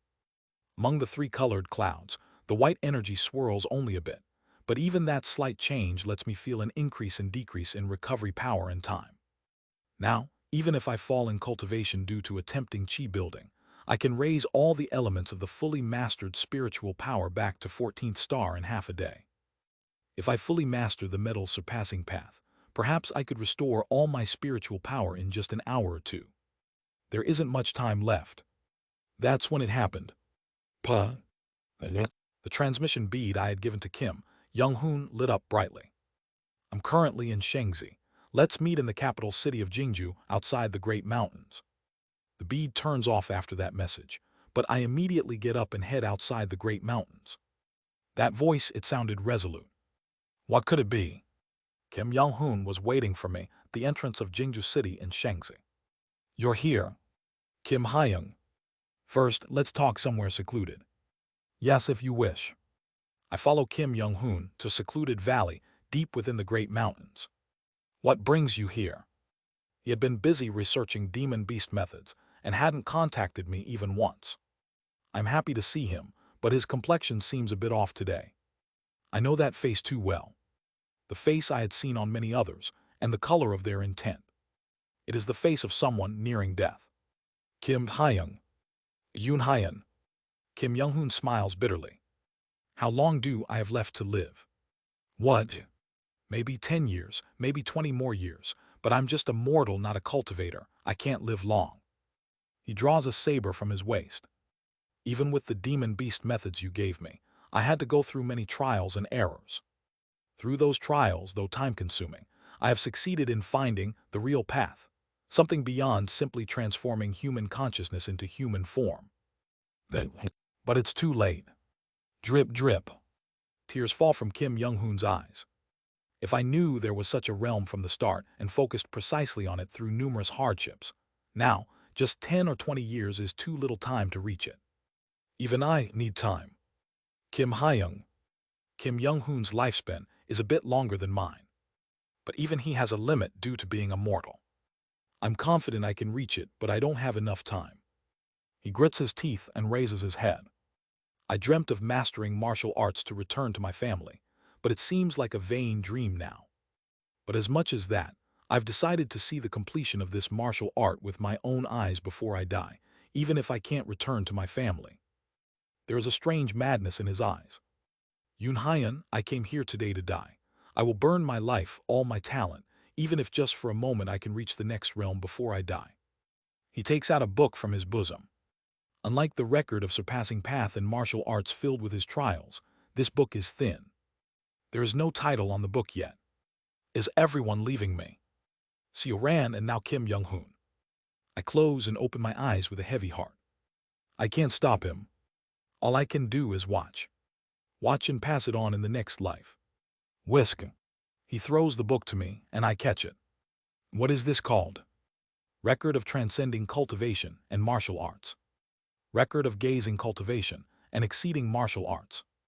Record of Surpassing Cultivation and Martial Arts. And the Record of Surpassing Path and Martial Arts. A new history of martial arts built up by the determination and blood of numerous Kim Young-hoons. What does this record contain? Kim Young-hoon smiles. Somehow his smile feels laced with bitterness. It's not a record. Yes. Martial, it's a martial philosophy. Kika. Kim Young-hoon takes his stance with his saber in hand. What I've poured my entire being, breaking down the old and forging it anew into. His aura begins to change. 9 gang spheres appear around Kim Young-hoon, and I open my eyes wide. Let's call it the Beyond the Path to Heaven martial arts. The next moment, a bright golden light, too intense to keep my eyes open, illuminates the surroundings. Kim Young-hoon, burning his life to leap towards the next realm, begins his ascent. Translator notes, "It gonna be epic. Early chapter today as I won't have time to upload later. Enjoy." // Discord https://dsc/gg/wetread. Link to donations in the Discord. Chapter 74, Eve 7. Translating novice. It's difficult to open my eyes. No, it isn't simply that I can't open my eyes. Just as staring directly at the sun hurts the eyes, facing the excessively abundant flow of intent causes a throbbing pain in my upper dantian. It's painful not just for my eyes, but also for my vision of intent and demon senses. What kind of enlightenment is this? Yet I endure the pain and manage to gaze directly at Kim Young-hoon. He is dancing amidst golden waves. The martial essence of the severing vein saber method unfurls from the tip of Kim Young-hoon's blade. From the 1st to the 17th moves of the severing vein saber method. A martial art born from Kim Young-hoon's longing to cross mountains and return home. However, the 16th and 17th moves of the severing vein saber method shares the same enlightenment with the 23rd and 24th moves of the severing mountain swordsmanship.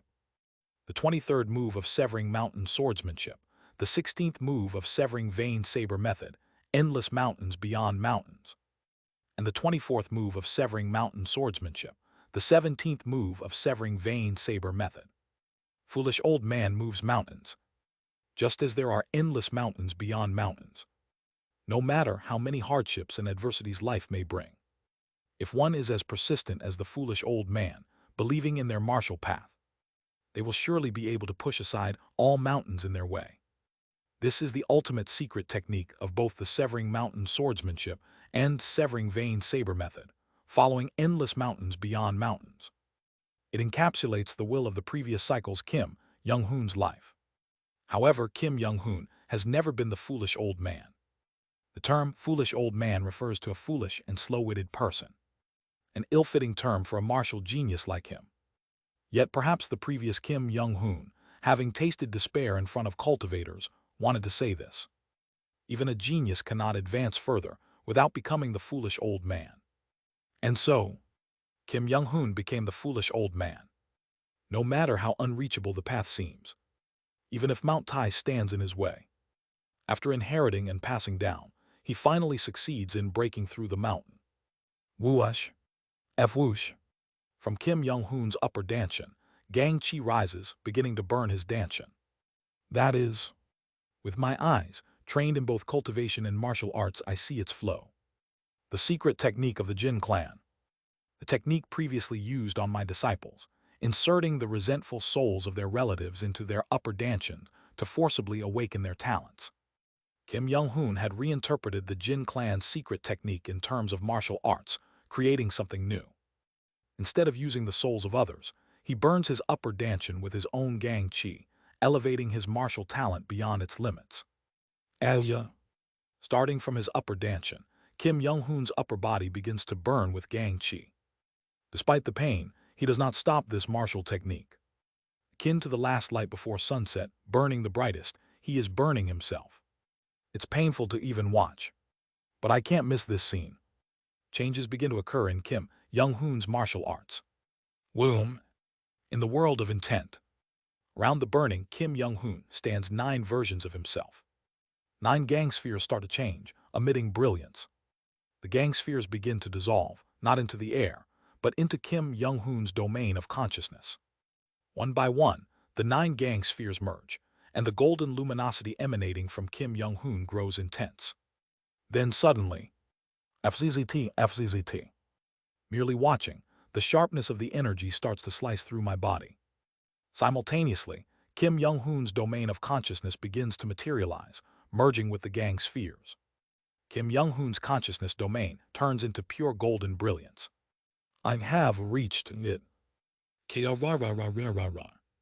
Materialized domain of consciousness momentarily thins out like a line. I will. The golden line merges into Kim Young-hoon's saber. Beyond the heavens. Burning with gang chi, Kim Young-hoon swings his golden-lit saber towards the sky. In an instant, his saber surpasses even the rays of light and reaches the heavens. Flash. Brilliant light streaks across the sky, splitting the clouds in half as it passes. I felt something flowing down my cheek, coming from my eyes. When I wipe it with my hand, it's red. Tears of blood, perhaps, shed in the face of such beautiful yet incomprehensible enlightenment. Whoosh. There Kim Young-hoon, having swung his saber towards the heavens, died standing in that very pose.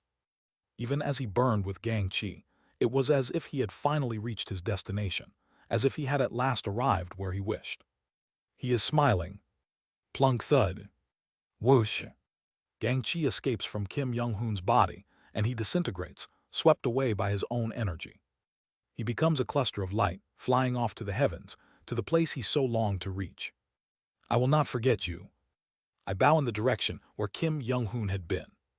This is a tribute to a grandmaster who had once again transcended the limits of martial arts. Maybe because I had just witnessed an enlightenment beyond the ultimate pinnacle. Around me, 6 gang spheres emerge and split into 7 as they rotate. Only 2 more left. With just 2 more, I will meet the qualifications to challenge the realm beyond the ultimate pinnacle, proven by Kim Young-hoon.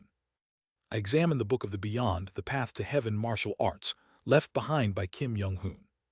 It seems graspable, yet elusive. Perhaps when I reach the extremes of the ultimate pinnacle, I can grasp it through this book. To that place, I will surely reach it. Maybe because of Kim Young-hoon's saber light that had torn the sky, I see people from various cultivator clans approaching from afar. I use the earth-surpassing path to escape underground. Mulling over Kim Young-hoon's final moments. My time of death approaches, and with a smile I exhale my last breath. Who? Yellow, black, red, and white clouds appear and circle around me.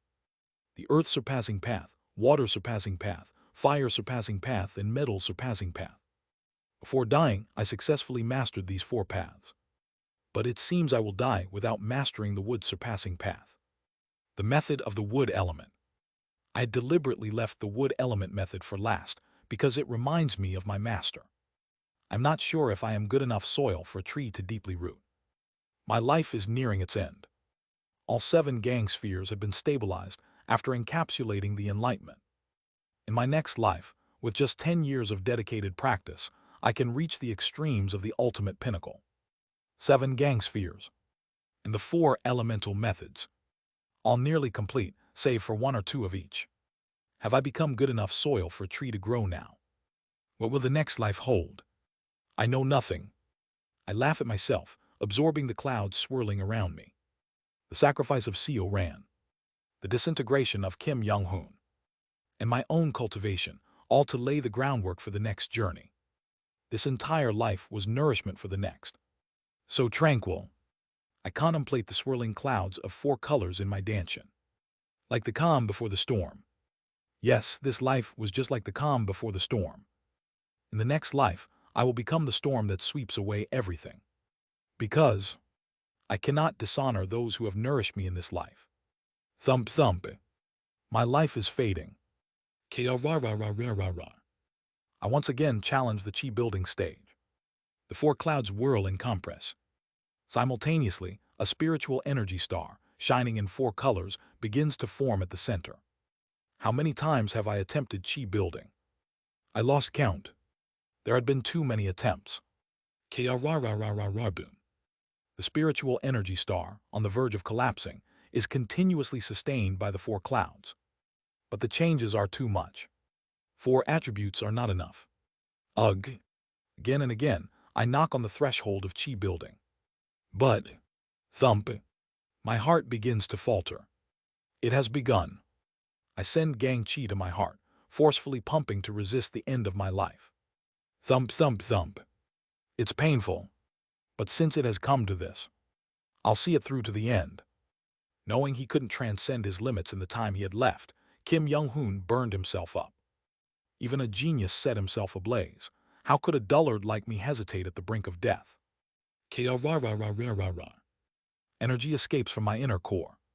It then transforms into gang chi within my body, starting to burn. F-whoosh. F-whoosh. Al-yig. Without the spiritual energy star to control the gang chi, and still in chi refining rather than chi building. My body can't withstand the gang chi and is entirely consumed by flames. But simultaneously, the gang chi incessantly stimulates my heart, surging up from the inner core in my lower dantian, reaching and igniting the upper dantian. Kim Young-hoon's martial technique. Being at the ultimate pinnacle and the extreme of chi refining myself, I am able to observe and replicate that technique. I burn my upper dantian with gang chi, elevating my limited talents to their utmost and even beyond. Kung kung kung. I knock on the wall of chi building time and time again. Simultaneously, I conjure gang spheres around me, focusing my consciousness to grasp the sensation of the 8th gang sphere. A life spent sending others away. Disciples, masters, friends. I will not lose them again, using this failure as nourishment. Kurung kururung. Dark clouds begin to gather in the sky. I laugh mockingly as I burn within the gang chi. Has it arrived? Ironically, I am now finding the ominous dark clouds somewhat familiar. As if mocking a lowly creature for daring to escape the lifespan dictated by the heavens, the clouds laden with lightning completely cover the sky. I activated the vision of intent and demon senses. Along with the lightning-predicting eye, I discovered the golden divine heavenly thunder sect. A technique to concentrate on celestial energy and predict the location of lightning strikes. Well, it's not much of a technique, just a knack. It just focuses the sense of celestial energy gained from the 7 stars ritual slightly on the lightning. Yet observing the lightning-laden clouds, I still think this technique is pointless. If someone is skilled enough to predict lightning, they can just block or withstand it. Conversely, if a weakling can predict but not stop lightning, they won't be able to escape it either. How can one dodge something that strikes at the speed of light? Engulfed in gang chi, I look up at the sky calmly. Boom, boom. The spiritual energy star lasts longer than ever before, a result of mastering the 4 surpassing paths. This strengthens my hope that mastering all 5 elements will lead to chi building. And then, boom, the spiritual energy star explodes, failing to endure. Simultaneously, blue lightning crashes from the sky. Lightning from the heavens strikes a man born of the earth. Engulfed in gang chi, I am struck by the lightning. And in that moment of being struck, with 7 rotating gang spheres around me. At the moment of death, when the energy of the heavens descend to the earth, I seem to understand the principle of gang spheres. One divides into heaven, earth, and man, just as a person isn't formed alone. Perhaps the heavens, earth, and humans aren't formed alone either. Heaven, earth, and man. Each is influenced by the other's aspects. Then perhaps the heavens are influenced by the earth, man, and themselves, containing another cycle of heaven, earth, and man. Similarly, the earth is influenced by the heavens, man, and itself, containing another cycle within. Humans, too, might have a cycle of heaven, earth, and man within them. Kim Jong-un attained the enlightenment of gang spheres through the principle of endless circulation. Humans are influenced by those who gave birth to them, those they live with, and those they give birth to, endlessly circulating within. Perhaps the principles of the world also circulate, influencing each other. Burning within the blue lightning, I attain enlightenment in that fleeting moment. The heavens punishing humans who surpass their lifespan is, in the end, to minimize the influence that man has on the heavens. Just as Kim Jong-un influences me. Just as Seo Ran influences me. Just as I influence them. We all influence each other. A cycle within heaven, earth, and man. The 3 talents divide again into another set of 3 talents. The number of gang spheres increases. 7, 8, and then 9. In that enlightenment, even as I turn to ash within the blue lightning, I see the 7 gang spheres increase to 9 and close my eyes. That was my 9th return. Translator notes, 8th cycle over. Man, Kim Jong-un pioneering a new realm was just epic. What do we all think is gonna happen in the next cycle? Will Seo Yoon-hyun finally reach the chi building stage? Will he manage to reach the new realm of martial arts? So exciting. // Discord https://dsc/gg/wetread. Link to donations in the Discord. Chapter 75, 9th Cycles First. Translating Novice. Flash. I open my eyes again to the sensation I am feeling. A new cycle. At the same time, I feel an enormous pain. Grrrr. Without even a moment to properly reflect on my past life, my head began to swell. First, I form a water spell and use a sleeping spell to put the people around me back to sleep. Urgh. Damn, this is dangerous. I try to use the hidden consciousness technique to suppress the size of my consciousness. But the pain only intensifies. The technique isn't for eliminating consciousness, but rather for compressing it within the upper dantian, making the upper dantian endure even more stress. Chi refining 14th star. I even reached the pinnacle of chi refining by mastering 4 elemental methods.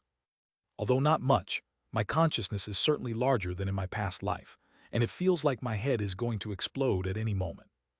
I need to get to spiritual plants quickly. Foam forms in my mouth. Trembling, I almost crawl to where the yellow bamboo roots are.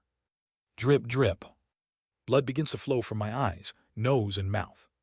My upper dantian is swelling. I must do something. Gritting my teeth, I perform acupoint sealing all over my body. The acupoints I learned to amplify the body's internal energy during my medical studies. Boom! The internal energy inside my body surges suddenly. I start to infuse my consciousness into the internal energy, pushing it outward. Whoosh! As my consciousness splits, a gang sphere is formed. This slightly reduces the mental strain. Even though I've amplified the internal energy in my body to create a gang sphere, it won't last long because there's too little internal energy.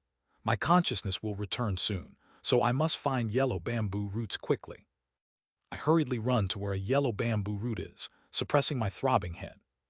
I dig up the earth and put the herb directly into my mouth. Crunch, crunch. The yellow bamboo root, soil and all, enter my mouth. But I quickly chew and swallow, guiding its energy to my dantian. Boom, boom. The internal energy in my body makes a complete cycle. I try to undergo rejuvenation right away. Boom, boom. Crag, crag, crag. My entire body starts evolving according to the 5 energies converging to the origin, achieving perfect harmony in the upper, middle, and lower dantians. The swelling in the upper dantian is soon relieved by harmonizing with the middle and lower dantians. Phew! I finally let out a sigh of relief. I almost died from my head exploding. I absorbed the gang sphere I had previously created back into my body and reformed my inner core. The inner core takes its place and helps regulate the flow of internal energy throughout my body. I feel completely relaxed. I continue to eat more yellow bamboo roots around me to fill my inner core completely and stabilize the overflowing internal energy. I really need to find a way to handle this consciousness. Even at the level of chi refining, such incidents are happening. If I advance to chi building, each cycle might start with my head exploding. It would be an endless cycle of explosions. Shivering, I shake my head. I really need to find a solution. I became deeply aware of the consciousness issue, and finally have time to think about what I gained from my past life. At the end, I realized the essence of ultimate pinnacle. Whoosh! A gang sphere emerges from the inner core. One becomes three. The gang sphere splits into three. If the three influence each other and circulate, focusing on that circulation, everything in the world influences each other. Each of the three gang spheres project onto the others. Flash. The three gang spheres split into three again. I smile faintly. 7 of the 9 are stable, but the 2 newly acquired ones are still a bit unstable. Stabilization is a matter of familiarity, and it's a problem that can be solved in a few years of training. In other words, I have truly reached the extreme of ultimate pinnacle. Flash. I open and close my eyes, entering the world of intent. Around me stands 9 versions of myself. Come in. Flash. The 9 versions of me overlap with me again. I feel the speed of my thoughts accelerate tremendously. 10 times acceleration. Instantly, the world slows down. Bang! I kick off the air and jump up. Unlike the time of 5 energies converging to the origin, I don't need to sense the flow of air or energy to step on the optimal spot. Anywhere I step feels slow, and I can hop around easily. It feels like I am truly soaring through the sky. Good. I float in the slowed-down world, organizing my thoughts high up in the sky. The path beyond the heavens martial arts that Kim Young-hoon left behind. I feel I am close to grasping the essence of that martial art. The realm beyond ultimate pinnacle involves integrating gang spheres with consciousness, materializing it. But the how of this integration, even when I recall the path beyond the heavens martial arts, remains elusive. It isn't a matter of being a genius or a dullard, experienced or not. It is simply that the martial art is too subjective to Kim Young-hoon. Too much of Kim Young-hoon's subjectivity. Perhaps I should ask him after pulling him up to the ultimate pinnacle. After all, in this life, I have to fully develop the 5 surpassing paths to cultivation, so I could wait for him to reach the ultimate pinnacle. Okay. Then for the path beyond the heavens martial arts, I'll remove Kim Young-hoon's personal touch and pass it on to him again without making it too obvious. As I float in the air with these thoughts. Zap. In the realm of intent. A strand of hostile intent reaches out to me. I follow the thread of intent. Below in the forest, a white massive figure is staring right at me. Shiver. A fox. Almost instinctively, I cover myself with protective gang chi, and in the next moment, the fox appears before me, spinning in the air and slamming its tail down. Boom! The sound of air braking resounds, and I am slammed deep into the ground. You who dares invade my territory, don't you know I am the master of this forest? How dare you enter without my permission? What are you talking about? I naturally reply in the language of the demon race, which I had learned from Seo Ran, and the fox's eyes narrow. Speaking the demon race's language, you must be a demon as well. To enter my territory uninvited as a fellow demon beast, you must be ready to die. Damn it. Lord of the Forest, this is all a misunderstanding. I was just caught in a spatial rift in the ascension path and fell here. Oh, what a convenient excuse. But how do you explain that the space around here, except for the center of the ascension path, is stable? Are you saying you entered my territory uninvited despite detecting my presence? Is it recognizing me as a demon? It seems different for a demon like me to invade its territory compared to a mere human snack. Please understand that as a fellow demon, I was not aware of the traces of the forest's owner. Carrying a spirit nature close to the peak of chi building in your demon core, and you dare to mock me with such lies. The fox begins to shine brilliantly as it treads the air. Die, intruder. Flash. The demon fox, now blazing white light, plummets towards me. Damn it, what a mess. I grit my teeth and dodge the fox's attack, starting to move away from where my companions are. I don't want them to be dragged into the fight with the fox, especially since they are still mere mortals. Whoosh! The fox spreads its domain of consciousness. Even from a distance, its massive field of consciousness is palpable. The fox begins to gather strength. Flash. At the same time, the fox's field of consciousness condenses, taking on the same form as the fox. The overlapping of the consciousness and the fox causes it to blaze even brighter. Flash. It seems to turn into white light itself. The fox accelerates tenfold and rapidly approaches, and strikes down with its front paw. So fast, I hastily dodge the paw and leap over a small hill. But in the next moment, flash, boom, a white light explodes, and the small hill is obliterated. Beyond that, white luminescent figures in the shape of the fox fly towards me. The power to obliterate a small mountain and still target its opponent. A core formation fox, I can't face it head on. I continue to dodge and flee from the fox's attacks. Flash. The fox transforms into a streak of white light again, chasing after me. Wait for the right moment. The air explodes as the fox reaches me. Its mouth opens wide. I take a stance and shoot a gang sphere from my inner core. Although my acceleration rate drops, I don't care and swing the gang sphere connected to gang chi. Clang. Boom. Light explodes, and the fox is momentarily pushed back. But I frown. Only a slight mark is left. The fox isn't significantly harmed. A surprise attack with a gang sphere could injure an unprepared human core formation cultivator, but it's ineffective against a core formation demon fox, especially one charged with energy and boosted to the max. Engulfed in rage, the core formation demon fox, overwhelmed by my sword gang attack, grows even more infuriated. It gathers more energy and roars. I will kill you. With a burst of white brilliance, several clones of the fox resembling itself appear around it. These massive clones turn into beams of light. With a loud bang, the rivers and lakes in Ascension Path explode, and mountains and hills crumble. The sound of the explosions echo everywhere. I flee frantically towards the edge of Ascension Path, dodging the fox's relentless attacks. Damn, it's more resilient than a human cultivator and is prepared against my gang sphere. There's nothing I can do. At least my speed, enhanced beyond the chi refining stage, allows me to dodge the core formation demon fox's attacks. Nothing works except for speed. Even then, my best strategy is to flee. Occasionally, the fox almost catches me using its strange magic. I'll throw you out of Ascension Path, intruder. Wait, this is a misunderstanding. As the fox opens its mouth, a white beam shoots out, narrowly missing me. Swallowing hard, I clench my teeth.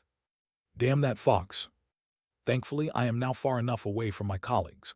Even if the fox rampages in its frenzy, they should be safe. Record of transcending cultivation and exhausting martial arts. My consciousness enters a blind spot in the fox's perception. To the fox, it must have looked like I vanished into thin air.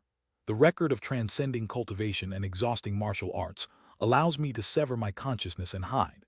The record of surpassing cultivation and martial arts details how to channel one's consciousness into sword control, creating a phantom with one's intent. These techniques, along with others in the record of surpassing path and martial arts, are invaluable regardless of one's cultivation level. Kim Hyung's martial arts are always useful, regardless of cultivation level. Whenever I think about it, I find it amazing. Intruder, show yourself or face the consequences. The fox's voice vibrates with spiritual power, searching for me in its blind spot. As long as I don't dig too deep, it won't notice. With my current strength, I can stay hidden for days using the record of transcending cultivation and exhausting martial arts, as long as I don't walk right in front of the fox. I didn't expect to be running from the fox right at the start of this life. I was too reckless, especially after reaching the peak of ultimate pinnacle. I should have just made the inner core and stayed quiet. The others should be able to last about 3 days, right? Or I could hide and return with the record of transcending cultivation and exhausting martial arts. Then the fox begins another spell. It glows intensely, and thousands of sharp, white thorns, each as powerful as my gang shear, appear around it. These thorns cover the sky and the surrounding area, randomly plunging towards the ground. Creatures and birds, sensing the ominous flow of energy, flee in all directions. Damn that fox. If all attacks are aimed at me, just like the ghost hands and insects, I could fend them off, but this random assault is hard to avoid. The white thorns begin to fall. Amidst the chaos, I accelerate my thoughts and dodge the thorns, stepping on the void. The nearby forest is instantly devastated. Good thing I'm away from my allies. I reappear before the rampaging fox, sweating and exhausted. Even though I am far from my colleagues, I feel I need to go even further. 3 days have passed. I have been running from the fox nonstop. Despite its relentless pursuit, the core formation demon showed no signs of fatigue.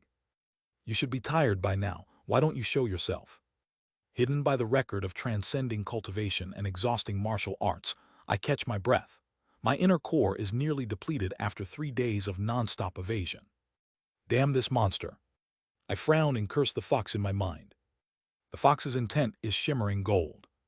Initially full of vigilance and anger towards me, the intruder, it seems to have figured out the record of transcending cultivation and exhausting martial arts over the past few days.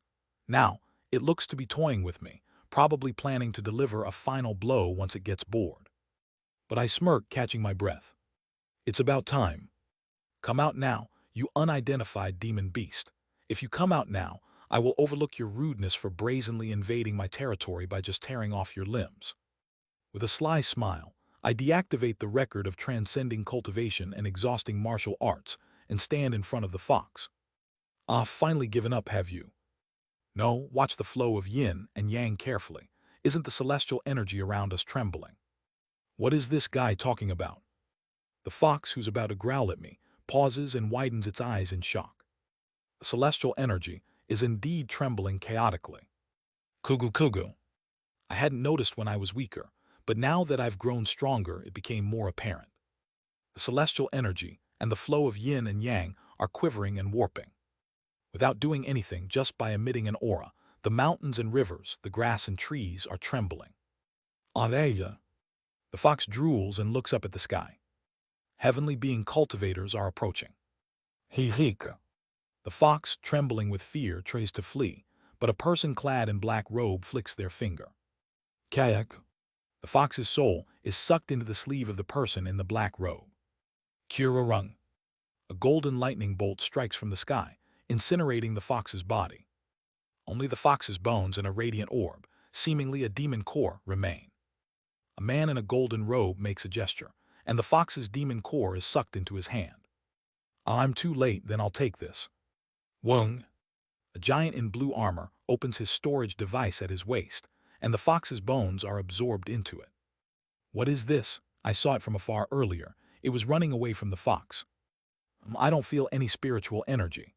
Perhaps it's a creature that mastered some special technique with chi-building level consciousness. But can you give me that demon core? It's Jin Bayako, White Bone Ghost Devil, and Sir Changho. Jin Bayako and White Bone Ghost Devil are murmuring to each other, and Sir Changho asks Jin Bayako for the demon core. You're noisy, cultivator Chengmun. Anyway, I feel something like a demon core in that guy's danchin. Is he a human or a demon? If it's a hybrid, some demon traits should be visible, but that's not the case. At nascent soul level, he could be a demon disguised completely as a human, but he was being chased by a core formation level fox. What is this, really?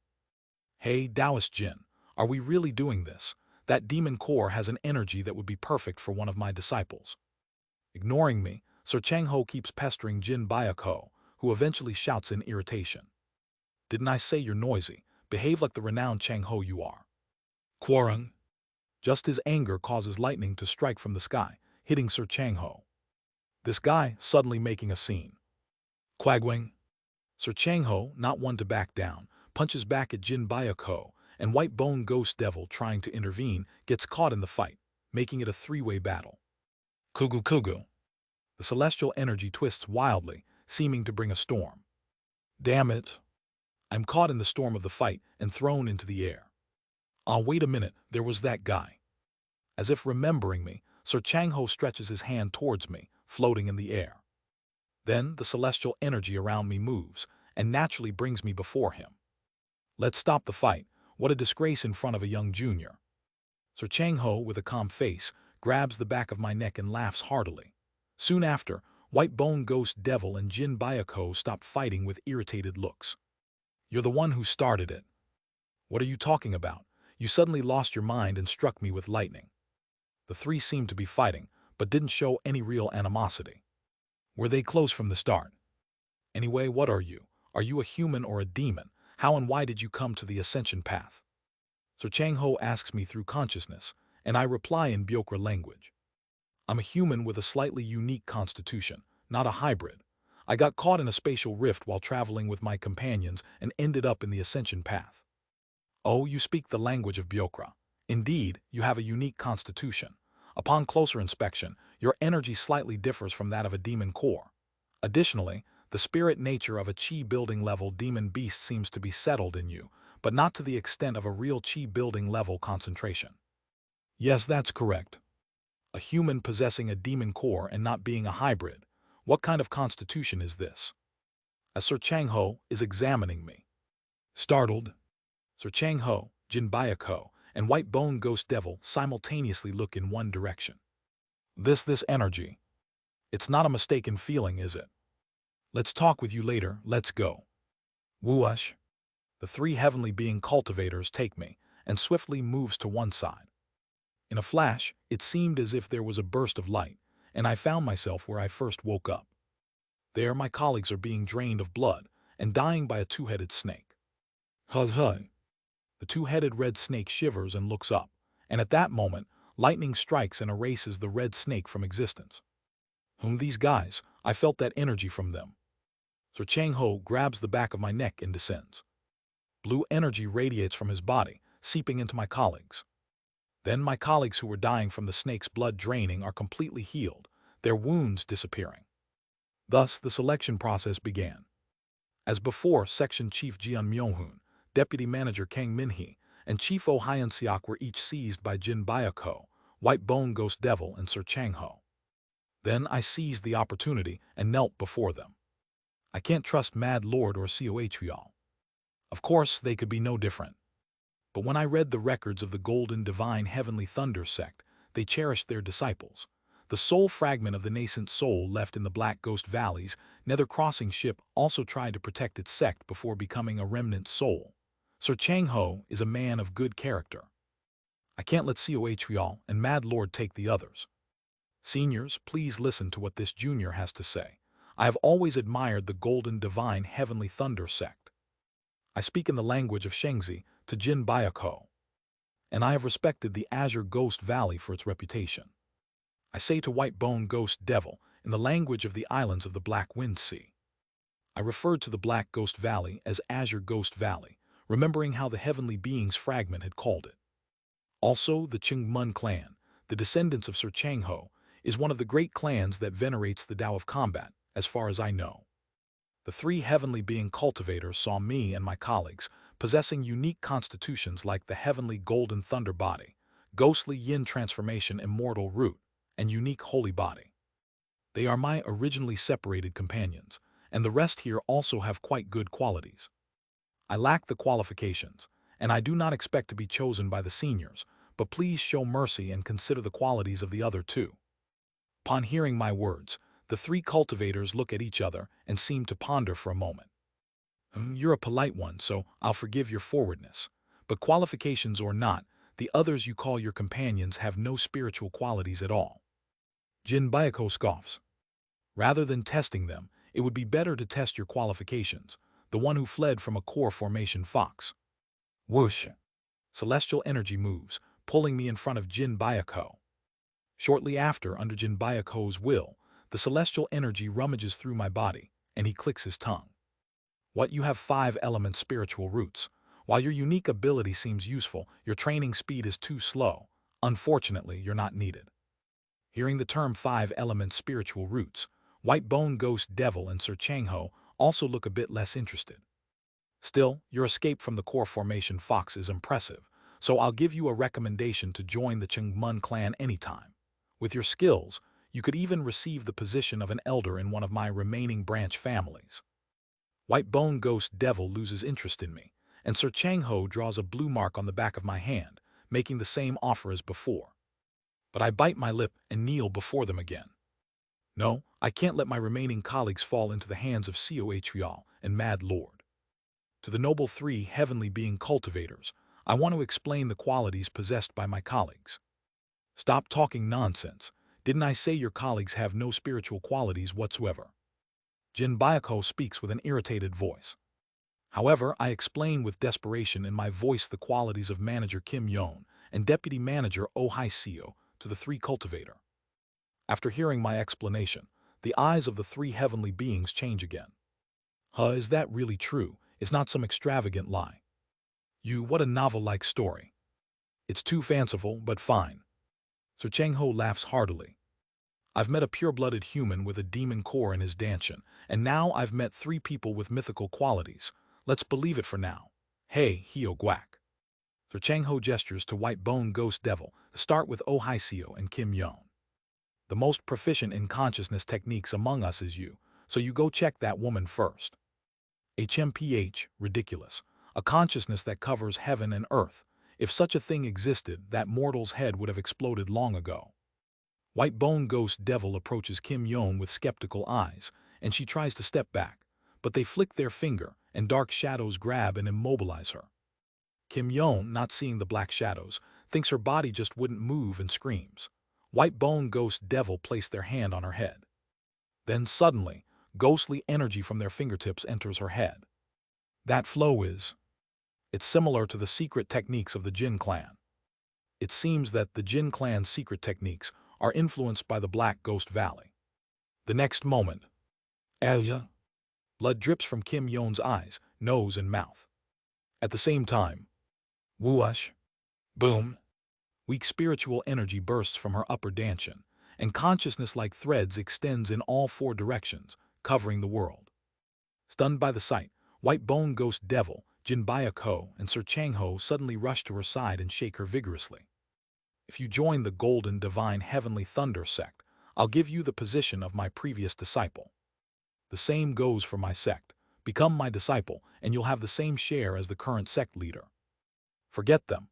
I'll feed you as much spirit-enhancing elixir as you want if you join the Heaven Creation sect. I'll even hand over the position of sect leader to you. Whoosh. As White Bone Ghost Devil manipulates the ghostly energy, Kim Yeon's swelling upper danchin begins to stabilize. Yes, this should do it. Now that Kim Yeon's qualities have been confirmed, they will definitely check Deputy Manager O's qualities. If so, they will not fall into the hands of Cohl and Mad Lord. The Golden Divine Heavenly Thunder sect, Black Ghost Valley, and Heaven Creation sect. They are sects that at least take care of their own. Not cunning and ruthless like Cohl, nor insane like Mad Lord. Since Cohl and Mad Lord will appear tomorrow if they take them. Suddenly, whisk, whisk, whisk. The 3 heavenly beings, arguing over Kim Yeon, look in the direction of the Ascension Gate. There's something small is flying towards us. What? I recognize the identity of the dot and lose my composure. Not appearing tomorrow. Mad Lord. Jin Byaku shouts as if screaming his name. Kuong. In an instant, a giant puppet arrives at our location. The hunchback old man with silver hair sitting on it looks down at us, smiling. Oh, I thought a cultivator from the upper realms had descended. Turns out it's just a small mortal. What unbelievable talent. I must take her as my disciple. Translator notes, extra donated chapter by Alinas and Ike M.A. // Discord https://dsc gg/wetread. Link to donations in the Discord.